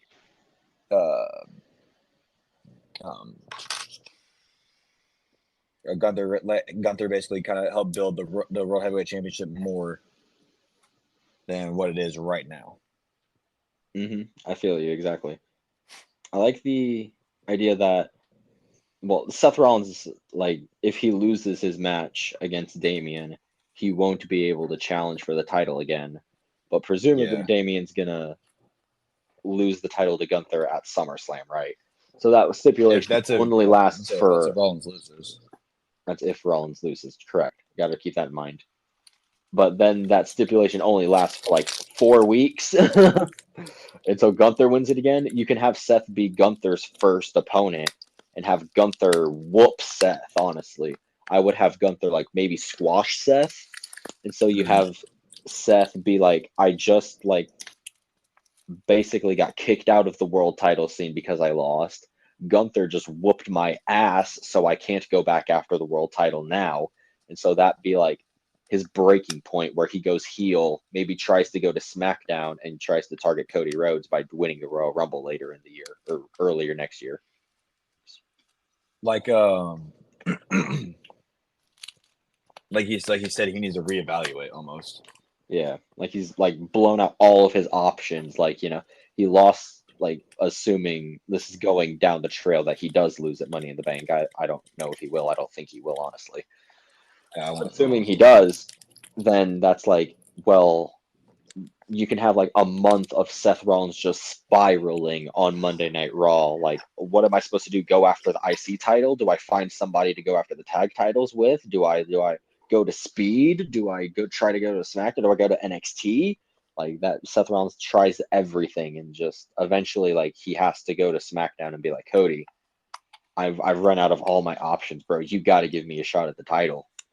Like, remember what I did for you. How he helped him. Like, remember what I did for you. You have to do this for me now. Yeah, basically, like you said, cash that thought in. But, I mean, that's all I got for that. You want to move right into the right to Elias promo? We did a little video promo package. Oh my gosh, bro! This main event blew my mind. It was insane. This was a absolute banger. I loved it. I love every minute of it. I had a great time. I'm just sitting there, enjoyed it. During the entrances, Drew would end up handing, or wait, hold on, no. Ilya's video promo package about Money in the Bank brings up Braun Breaker, how he's an absolute animal, and he says it's win the qualifier and Money in the Bank or die. I like how Ilya just is committed. This Mad Dragon commitment is absolutely incredible. Hell yeah, let's go, Ilya. Where am I at? Drew would end up handing Michael Cole CM Punk's bracelet during his entrance of the Money in the Bank qualifier with him, Sheamus, and Ilya. Michael Cole would then do his best Pat McAfee impression for Sheamus. It's fight night. Then he would say, "Sorry, Pat," because like I said, Pat's not there, but that's not gonna stop. It's not gonna stop Michael Cole from yeeting and all that without Michael Cole or without him, because he's just been yeeting all over the place. So we get in the match. Sheamus and Drew are staring off, and Drew is basically shoving Ilya away from him and Sheamus. And holy Hannah.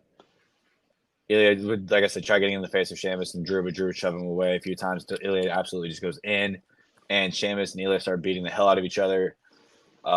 Sheamus then lays everyone out with backbreakers. Everyone brawls into the outside when Ilya pushes Drew into the ring post. You put it here, I don't know what it looked like. He actually headbutted that thing, and I heard it start ringing. What do you like, the ring post? Damn straight, bro. Ilya shoved Drew straight into that post. I don't know if it's because of how hard he just hit it, but it looked like he fucking headbutted that thing straight on. And I heard that thing start ringing. I heard the ring post go boom. You can hear it through the camera audio. It was nuts. Probably. Collided that thing. We see the 10 beats in the badge from Sheamus onto the barricade, I believe it was Drew. We would cut to commercial, and Drew and Sheamus are going at it until Drew knocks Sheamus away and starts throwing Ilya around like a little fucking ragdoll. We see a top rope clothesline from Sheamus onto Drew, and then a top rope drop kick to the head of Drew, and an H-bomb off the apron to the outside onto Sheamus. Then we would cut to commercial. Then there'd be a giant suplex from McIntyre to Sheamus, as Ilya would give him a suplex from the middle rope. And I can't. Then we see a Constantine special from Ilya onto Sheamus, and a Glasgow kiss from Drew to Ilya. Ilya was able to counter Claymore with the Torpedo Moscow, and then Sheamus stops a coast to coast from Ilya with a knee to the face, and that looked absolutely brutal. Absolutely brutal. Then we would see a bro kick from Sheamus, where Drew would pull Ilya out of the ring into the timekeeper's area, and Sheamus and Drew are starting to slug it out until Sheamus would end up hitting the 10 beats again, and then they get into the ring. Drew would absolutely eat a knee from Sheamus and run the ropes to hit a Claymore or a W, sending Drew to Toronto for Money in the Bank. And we would end up having Kathy Kelly come out to the ring, and the Drew said, "I told you I was going to win this war, and that I'm leaving Toronto World Heavyweight Champion." I thought he was just saying Mr. Money in the Bank. No, he balls to the wall, World Heavyweight Champion. He's leaving with the belt. He's leaving. Yeah, that's what I'm saying.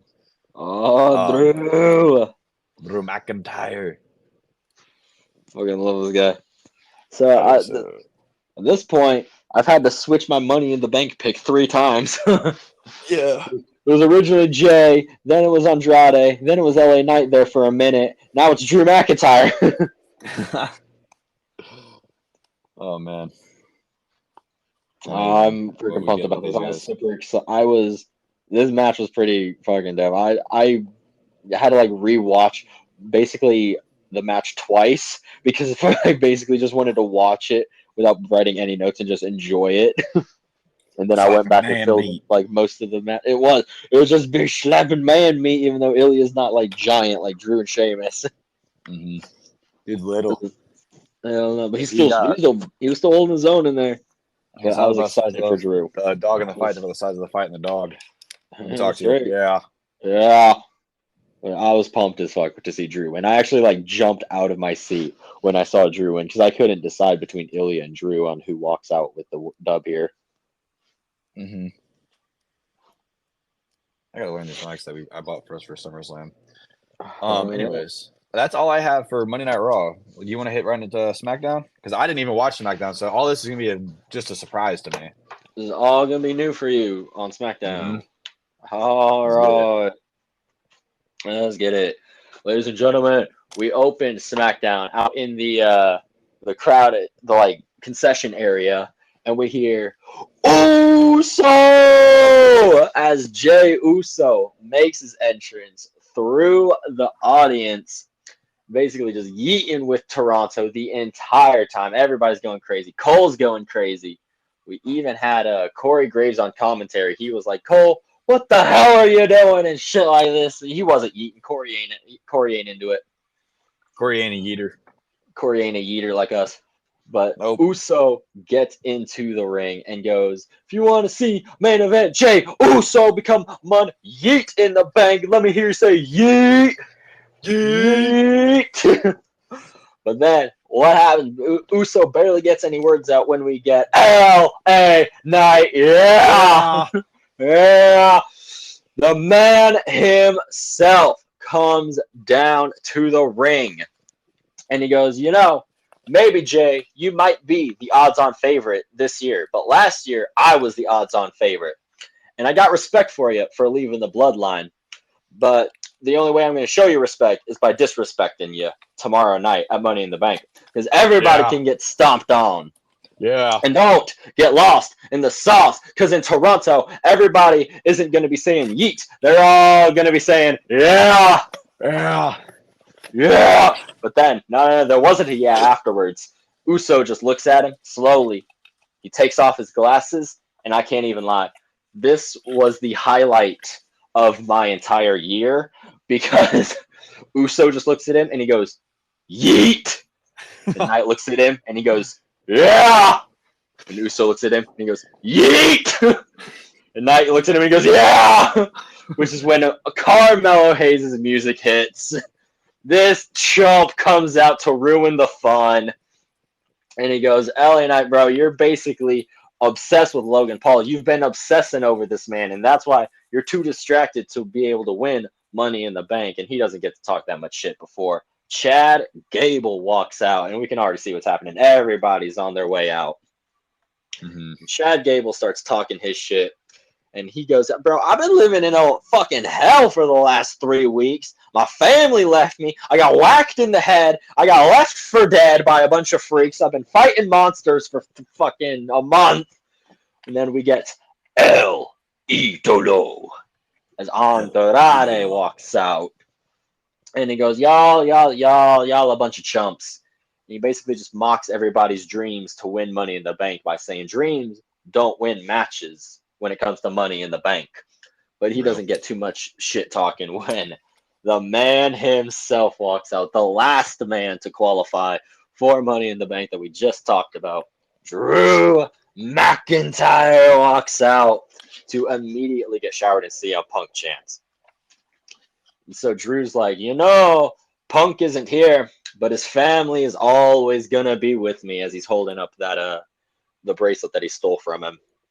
Mm-hmm. And he basically plans on doing what he did to CM Punk to every single person in the ladder match tomorrow, which, man, you're going to leave them all bloodied and beaten.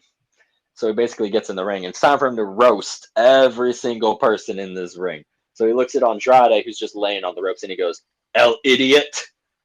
He goes, Chad, man, I just feel bad for you, bro. And then just turns his back to him and walks away.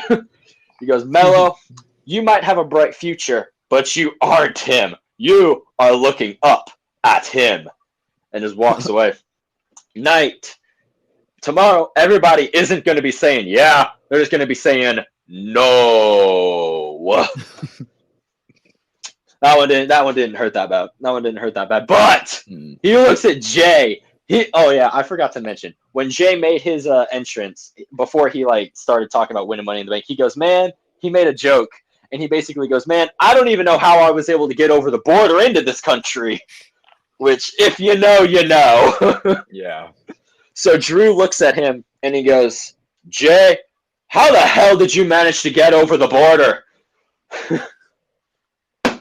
Damn, the honesty here.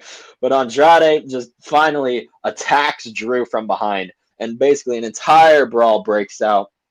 Everybody gets spilled to the outside of the ring, basically by Drew McIntyre. He kind of wipes the field until, and yeet, throw him out over the top rope, and the two of them just have a face-off in the ring. They don't touch each other, but they're both looking up at the briefcase, and it's versus yeet tomorrow at Money in the Bank. Yeah. Yeah. I was excited as fuck, bro. The yeet and off of the year, it finally happened. Dude, I fucking love it. But I need Jay to win. I need Jay to I need win. Jay to win. I need Jay to win. Oh I my need to buy god. this Money in the Bank briefcase because I don't want We're to buy gonna one find title. out. I'm excited. If you want to hear, if you want to see Jey Uso win Money in the Bank, let me hear you say yeet. Yay! Yeah. I mean yeet. But we do now move backstage to Bayley being interviewed by Kathy Kelly, who goes, Bayley, you know about Money in the Bank. You won the briefcase before, and you went on to become the longest reigning SmackDown Women's Champion in history with it. And basically, Bayley's hyping herself up. She goes, it's a hard match. It's a ladder match. You got to climb up. You got to grab the thing, and that's you do the thing. That's basically it. Then the fucking highlight of everyone's world, Chelsea Green. Or, sorry, I did not do that justice. Chelsea Green interrupts and says, Bayley, you wouldn't be champ if I hadn't been illegally ejected from her match with Piper at Clash at the Castle. And she goes, I'm going to go on to win Money in the Bank, and I'm going to be called Cha-Ching Chelsea. Oh my god, I wish, dude. That's awesome. Dude, that's insane. That works so well. I've seen so many people pitch an idea for Chelsea to win Money in the Bank and then threaten to bring back the Divas Championship with it. Dude, please.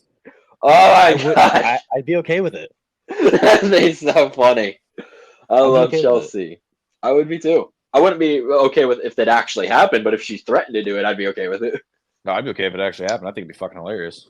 Oh my gosh. But like, keep kind of referencing it to be the women's championship instead of the Divas Championship.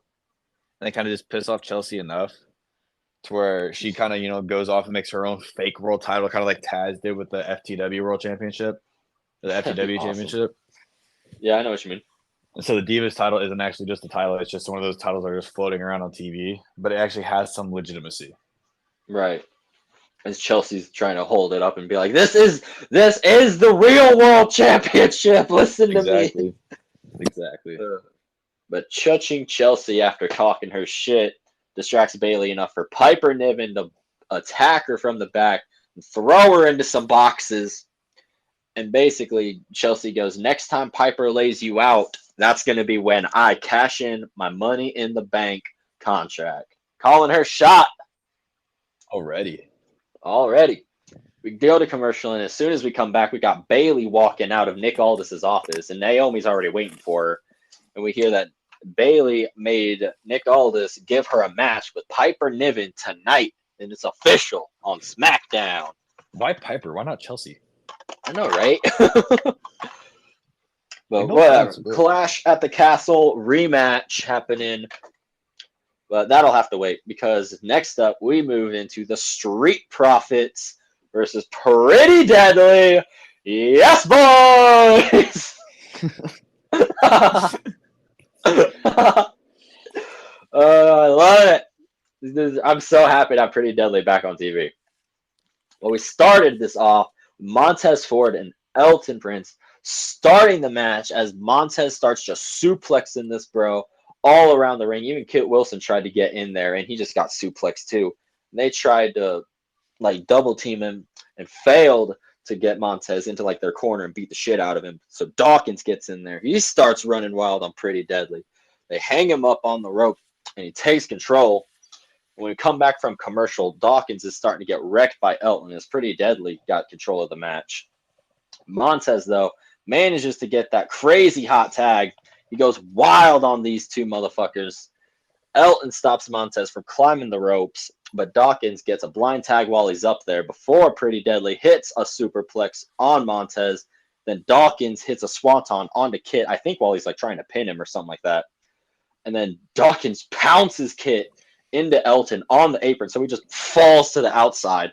And then Montez takes them both out with a giant dive, takes them out, or I think it was Elton in the ring. Got hit with a big old frog splash from Montez, hit in the clouds for the dub. And Street Profits walking out with a win. WW. I want to see, I'm kind of still concerned why the fuck they just got pushed to the side on their feud with the Bloodline. Who? The Street Profits. Oh, yes. I don't know, man. They were straight up, they were Kevin Owens' partners fighting the Bloodline. And now then it was Cody and Randy. Yeah, now it's Cody and Randy. Wait. Like, I want to see Street Profits get put into some main event shit. Wait. Maybe they're not getting pushed to the side necessarily. Maybe this is help setting up Cody versus Randy at SummerSlam. Oh, think about it. Let me talk to you. Right? Okay, so we're sitting here. We got, say Cody, Randy, and Owens lose against the Bloodline at Money in the Bank. Okay. Mm-hmm. Now, Cody comes out, cuts a promo. Randy comes out, and they're having a little promo going back and forth. But Randy is looking at Cody like, "I want that world title," and Cody's like, "What the hell, dude? Like, I thought we were like best friends. I thought we were close. So, like, what the hell? What's going on?" And he goes, "You know what? You want your match at SummerSlam? You got it." But Randy's like, "I don't need it that easy." And so Cody's like, "Okay, well, what do you want?" And then they kind of talk it out, whatever, maybe. But as Cody gets ready to leave the ring, Orton hits an RKO onto Cody, making Orton the heel in this situation, keeping Cody as a face for as long as we can because, the majority of his fan base is literally like kids 10 and under. Like, so if you can keep that, and then what you do with that is, now with Owens, so now we have our SummerSlam match set up. That's just the beginning of what I just said. Like, they add on more as the weeks go by. We have our SummerSlam match. Now with Owens, he's still feuding with the Bloodline. Year 5 is getting ready to come around the damn corner. This is crazy. It really is. I'm done with Owens fighting the Bloodline, but you know what? It works. I don't know how. 4 years, it works. Yeah, I don't know how he's fought him for 4 years and it's still entertaining. Right. And yet LWO got boring after 2. Yeah. We see Montez, Angelo, and Owens still fighting the Bloodline all up until SummerSlam. But as the weeks go by, the Street Profits get a shot at DIY's tag titles. They beat DIY at SummerSlam or like a later PLE, and then that's when you start the whole Street Profits Bloodline thing with the tag titles. Ooh, I like that. I mean, that's kind of in a sense short term and long-term storytelling, but that definitely is. I like that.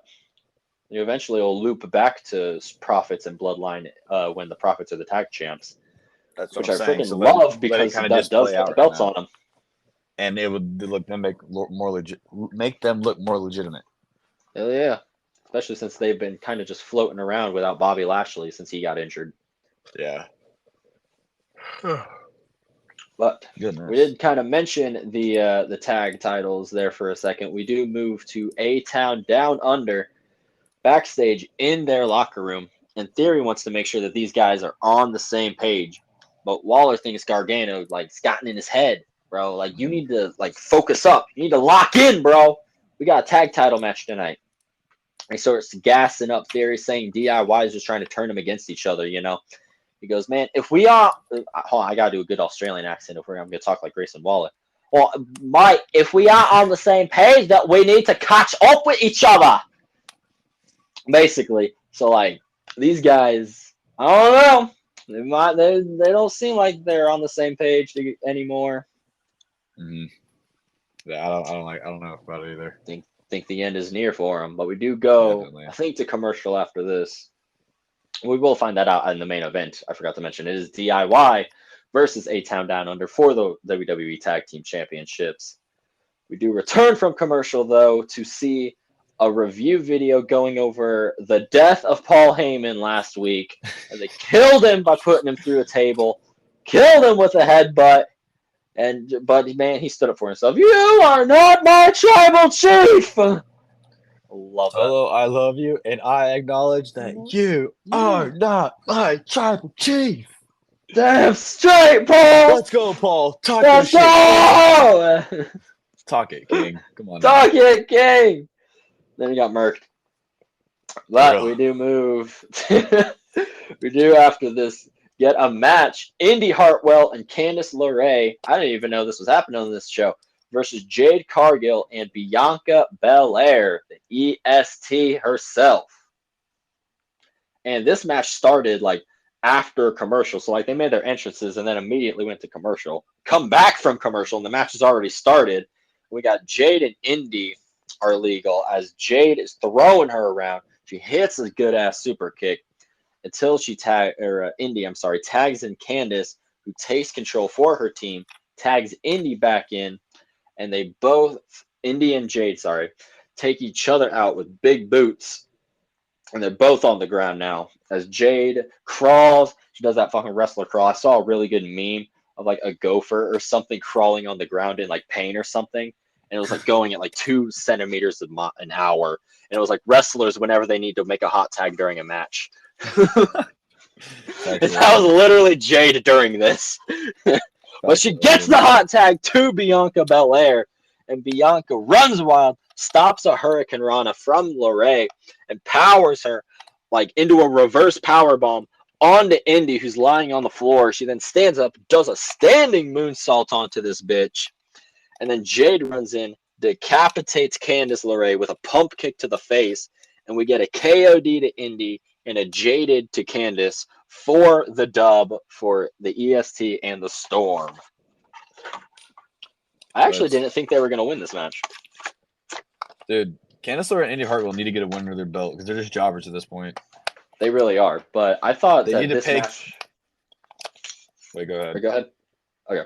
I thought this was going to go down the route that we were talking about, like I think last week, where we think Jade and Bianca are going to start teasing their breakup by they both lost their qualifying match because of dumb reasons, and they lost their tag titles because they hit their finishers and got thrown out of the ring when they couldn't get the pin. So I thought something very similar to that was going to happen during this match, where like Jade would have like the match won and Bianca would like accidentally somehow cost her, or somehow Jade costs them the match, something like that. Right. But I clearly wasn't right. Ain't nothing wrong with that. Ain't nothing wrong with that. Ain't nothing wrong with that, because ain't nobody got time for that. Ain't nobody got time for that. We do got an interview with Bianca and Jade afterwards, though, and they basically just go, man, we won our tag titles back. And thank you, Isla and Alba, for keeping our titles warm for us for this little bit of time. So they're already gunning for the belts again. Mm-hmm. Straight up. I don't know if they should win them, though. I don't know what to do with these two. They're a little bit in a confusing spot, if you ask me. Agreed. We do go to the parking lot. Or no, it was just backstage. It wasn't the parking lot. Cody Rhodes is already here. But Cody Rhodes meets up with Team RKO, as I like to call them, Randy Orton and Kevin Owens, and they start making their way to the ring. And man, Randy's got the munchies during this episode of SmackDown. During the beginning of the show, they were like making their way into the arena. All three of them were from the parking lot. This was at the very beginning of the show. You know how they show those shots of them walking in. Yeah. And Randy was eating like a bowl of cereal or something in the background, literally, as they were walking in. And then in this one, he was drinking a protein shake. So Randy's got the munchies tonight. He's going crazy. He's getting them gains, bro. Look at him. Dude, he's a unit. He needs the gains. He's huge. 275 pounds. Straight up. All three of these guys make their entrances out in front of the Canadian crowd, and they go nuts, especially for Kevin Owens. You all know he's a hometown guy. Mm-hmm. And Cody looks at him and goes, so, Toronto, what do you want to talk about? Because there is a lot that we could talk about. because there's a lot of WWE events happening over the weekend. He names Money in the Bank. He names NXT Heat Wave. He names everything going on with Raw, SmackDown, any like meet and greet shows. There was a lot of them actually. And he goes, maybe WWE and Toronto are just a good fit for each other. But with that being said, we have had enough of this new bloodline and are ready for a fight. And basically hands the mic to Kevin Owens, who steals the night. And well, it was a little bit embarrassing right when he started, I can't lie. He started to talk and he goes about the last 4 years and of him fighting the bloodline and all that. He's like, I could talk about the last 4 years of me fighting Roman, the Usos, Solo, etc., but I only want to talk about the last 4 days. And that's when it kind of got really embarrassing because you could tell he was getting really serious here. He wasn't hyping anyone up. He was just looking dead at the hard camera, being dead serious. And which is when we got a lot of El Generico chants, which took a while for them to die down. But when they eventually did, he talks about how, I think it was on Monday, he had to rush home because he got a call that his mother was extremely sick and had to go to the hospital in Quebec. And he says that he could have stayed there and he could have stayed home to take care of his sick mother, who's fighting for her life right now in the hospital, but that's not what she would have wanted. She would have wanted him to be here, and she would have wanted him to fight like hell and leave it all in the ring and fight like hell, just like she's doing right now. And Evans, bro, he doesn't care about win, loss, or draw. Only thing he wants to do is beat the Bloodline's asses worse than ever before. Owens, a man on a mission. He's fighting. You could tell Owens was pretty pumped up for this one. And yeah, like I said, it was pretty awkward that they were doing all those El Generico chants because I was like, you could tell, yeah, he's got something serious to say. Y'all need to kind of shut the fuck up on this one. I like El Generico's chants more just like everyone else does. It's like the what chants. There's a time and a place for him. What? Yeah. What? We do get a sick-ass video after this, though, going over the legacy of the WWE Tag Team Championships. That will be the main event later tonight. DIY and A Time Down Under. But meanwhile, we move to Bayley, accompanied by Naomi, taking on Piper Niven, accompanied by Chelsea Green. And as they're making their entrances, especially during Bayley's, we get a really close-up shot of Io Sky staring at Bayley as she's watching this match from ringside. And as the match starts, Bayley tries firing off on Piper, only for her to get thrown around and gets a senton delivered to her. So Bayley throws Piper to the outside, and she tries to do, or she does a dive, actually, before Tiffy Time walks down the ramp, making her presence known to everybody. So Bayley and Piper knock each other out in the ring as all 6 members of Women's Money in the Bank, Chelsea Green, Naomi, Tiffany, Io, Lyra, and Zoe, all show up through like the audience, through the ramp and all that shit, and they all just start getting into a giant brawl. All start fighting, and it eventually ends with Tiffany Stratton hitting the prettiest moonsault ever, taking everybody else on the outside. And back inside the ring, Bayley moves away from the ropes, and hits Bayley with a rose plant for the win. And as she's standing, like, in the ring, holding up her title, being like, I'm the champ of SmackDown, and shit like that, Nia Jax wipes her ass out, lays her out, and the Queen is standing over her, about to take her out with the Annihilator, when fucking Michin walks out. We got the entire women's roster out here right now, and takes out Nia Jax with a kendo stick. So Nia Jax eventually runs away, and we can see it kind of fades to commercial as Nia Jax is doing the Tiffy Time symbol on her wrist, motioning to Tiffany Stratton, basically saying that she's going to win tomorrow. It's Tiffy time. It's Tiffy time. I don't think that's wrong. We do move now to DIY, or DX as R-Truth likes to call him, walking backstage to the ring. They're talking about how important this building is. This is the same building that 8 years ago they won the NXT titles in against the Revival. And this is the same building that I can't remember how many years ago it was that Johnny Gargano chose to return from his knee surgery or knee injury. And because this is just like a second home to these guys. So with that being said, we move into our main event, the WWE Tag Team Championships, DIY versus A-Town Down Under. And this starts with A-Town Down Under, mate! As all four start brawling and DIY take both Theory and Waller out with dives. We move right into a commercial, and when we come back from it, Ciampa and Theory are the legal man. And Ciampa tags in Gargano, and they hit some double team moves on him. But Theory and Waller are able to start whooping Gargano's ass until he sends Theory into the barricade and hits just this nuts destroyer to Waller, doing like the bank off of the. He usually does it off the ropes in the ring, but he did it off the barricade and hit it on the floor this time. It was fucking crazy. Mm-hmm. That's why they call him Johnny Wrestling. But Waller pulls Ciampa off of the apron after that, because he's already on the outside, keeping Johnny from getting a tag. And Theory hits a nasty neck breaker on him as we go to another commercial.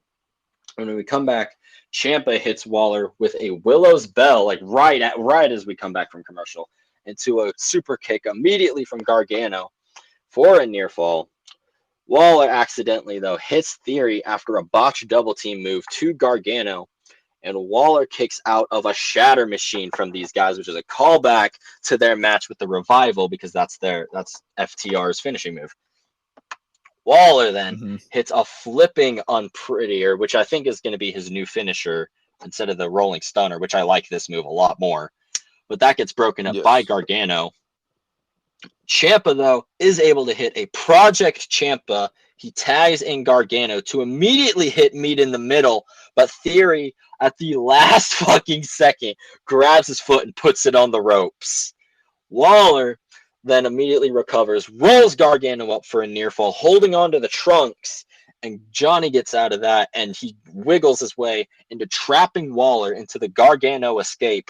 Theory starts to walk in to save him, but like he goes to tap, like Theory's about to give up. He goes to hit the mat, but Theory dives and grabs his hand right before it hits the mat, and so he can't tap out no matter what he does, which is when Ciampa traps Theory in a Sicilian stretch, so they're both in submission holds. Again, another callback to what they did to win their tag titles against the Revival, and both Theory and Waller tap out, meaning that DIY are the new WWE Tag Team Champions. DX, let's go Triple H and Shawn Michaels. Let's go Triple H! Let's go Shawn! That's insane! They've won so many tag titles. I was super excited to see DIY get their tag title win, especially in this building where they've had all this history in. About damn time. First tag titles. But at this point in the show, we literally had like 3 minutes left. So I was like, and this entire show, we were getting hyped up that Solo has to address everybody. Solo is going to address everybody. Solo's going to talk to everybody. The Tribal Chief will be here. And we hadn't heard from Solo yet, but with like 3 minutes left, we hear Michael Cole say, everybody, Solo Sikoa has now chosen this time to address everybody about what happened last week. I'm like, good job, Solo. Great timing. But with that happening, we do fade to a back room. Solo sitting at a table with everybody standing behind him, the bloodline, and he holding the Ulafala, and he goes, this is the Ulafala. This makes me the Tribal Chief. We then see a video of what happened to Paul last week, and he goes, this is not what I wanted, but it's what my family needed. Roman Reigns wasn't man enough to defend our title at WrestleMania. Roman Reigns wasn't man enough to defend his legacy and our family's legacy against Cody Rhodes.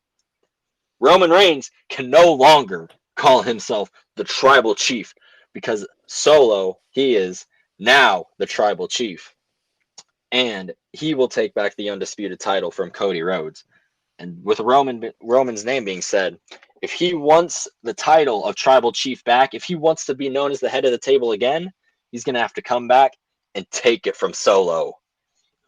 He goes, I'm coming after Cody Rhodes and everybody in that 6-man tag match, and they will all acknowledge me as all of them hold up their ones, and the show closes out. Solo! Oh no! Solo gonna get his ass whooped. Solo's gonna get his ass beat. Big Cousin's gonna come back.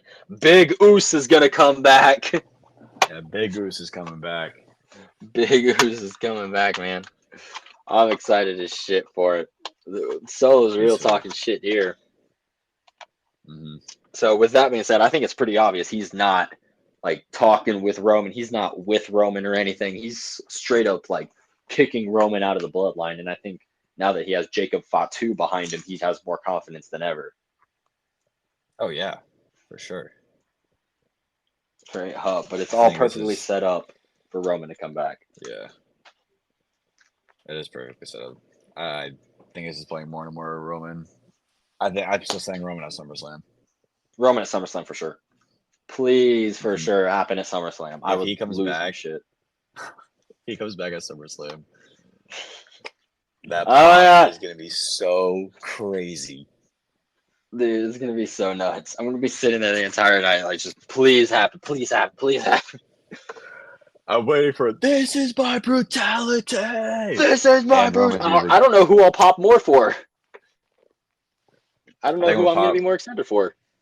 I think I'm more excited for Rhea to come back because I'm tired of fucking Dom fucking around with Liv. Dirty Sanchez. Yeah, yeah. Rhea needs to whoop his ass. I'm ready for Rhea to give him a fucking riptide through a table, through the ring. The ring. I want him to riptide that fucking mustache off of his face.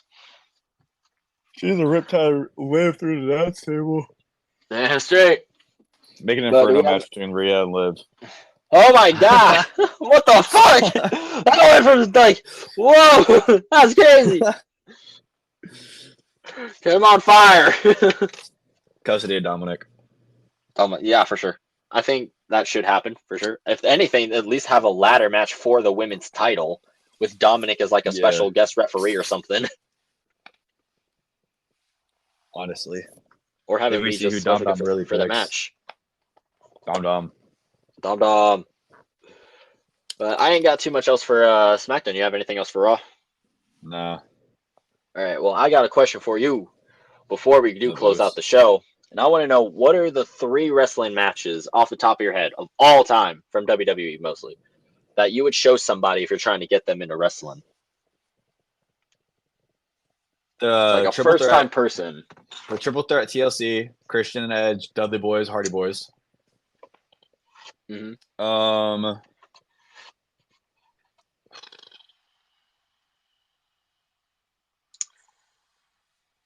To be honest, any John Cena, Randy Orton match, all those are bangers. And WrestleMania 25, Undertaker versus Shawn Michaels. Oh, baby, it's like one of my favorite matches of all time.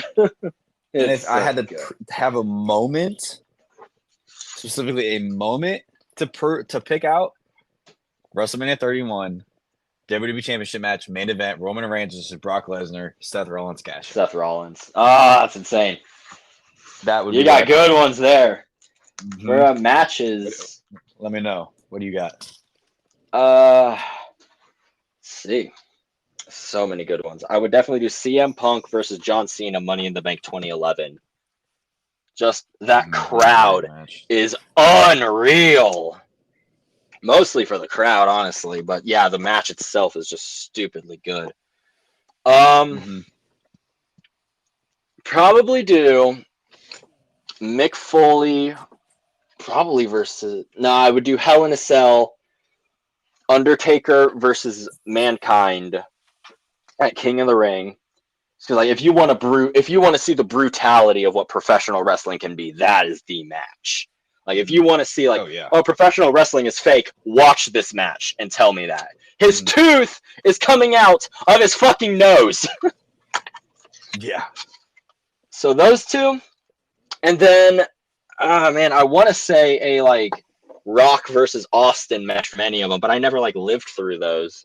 But I didn't live through the King of the Ring match either, to be fair. But I would have to say the Gunther versus Drew versus Sheamus at WrestleMania 39 are the three matches that I would show. Honorable mention. Oh yeah, AJ Styles versus Cody Rhodes, Backlash 2024. Damn straight, that's such a good one. If I had to go for a moment, if you wanted to go crowd wise, Ryan, that crowd, boom. Oh yeah, France was insane. That was so fucking good. But if I had to go for a moment, it would be either Rock and Hogan facing off before their match. I can't remember which WrestleMania it was. I think it was like 16, something like that. I can't remember. I think it was 18. Yeah. But those two facing off before their match, or the CM Punk pipe bomb. Dude, yes. Yeah, because like if people like, professional wrestling is so fake. Look at this. Look at what CM Punk says in this, and tell me everything he says in there isn't like malice intended towards people back there. Like he's going after people with that. Oh yeah, he's going after next, dude. I might watch that later, just cause. just to relive it. Just to relive it. That would be the matches I would throw out. Well, we have pretty solid picks. I will say, I like those. Straight up, so are yours. Everything was solid. But I think that's it for this episode. I don't have anything else, though. Yeah. All right, ladies and gentlemen, thank you for listening to another episode of the AR Wrestling Podcast. We will catch y'all next time. I'm pretty sure with the Clash at the Castle pre-show predictions. Money in the Bank pre-show Money in the Bank pre-show predictions. I know how to speak English. Thank you, everybody. Make sure to follow us on Twitter at ARWrestling_. Our Instagram is AR_wrestling_. We are on Spotify and Apple Podcast, iHeartRadio under AR Wrestling Podcast. Our YouTube channel is just AR Wrestling. Have a beautiful day. Subscribe, please, everybody. And we will catch y'all next time. Thank you.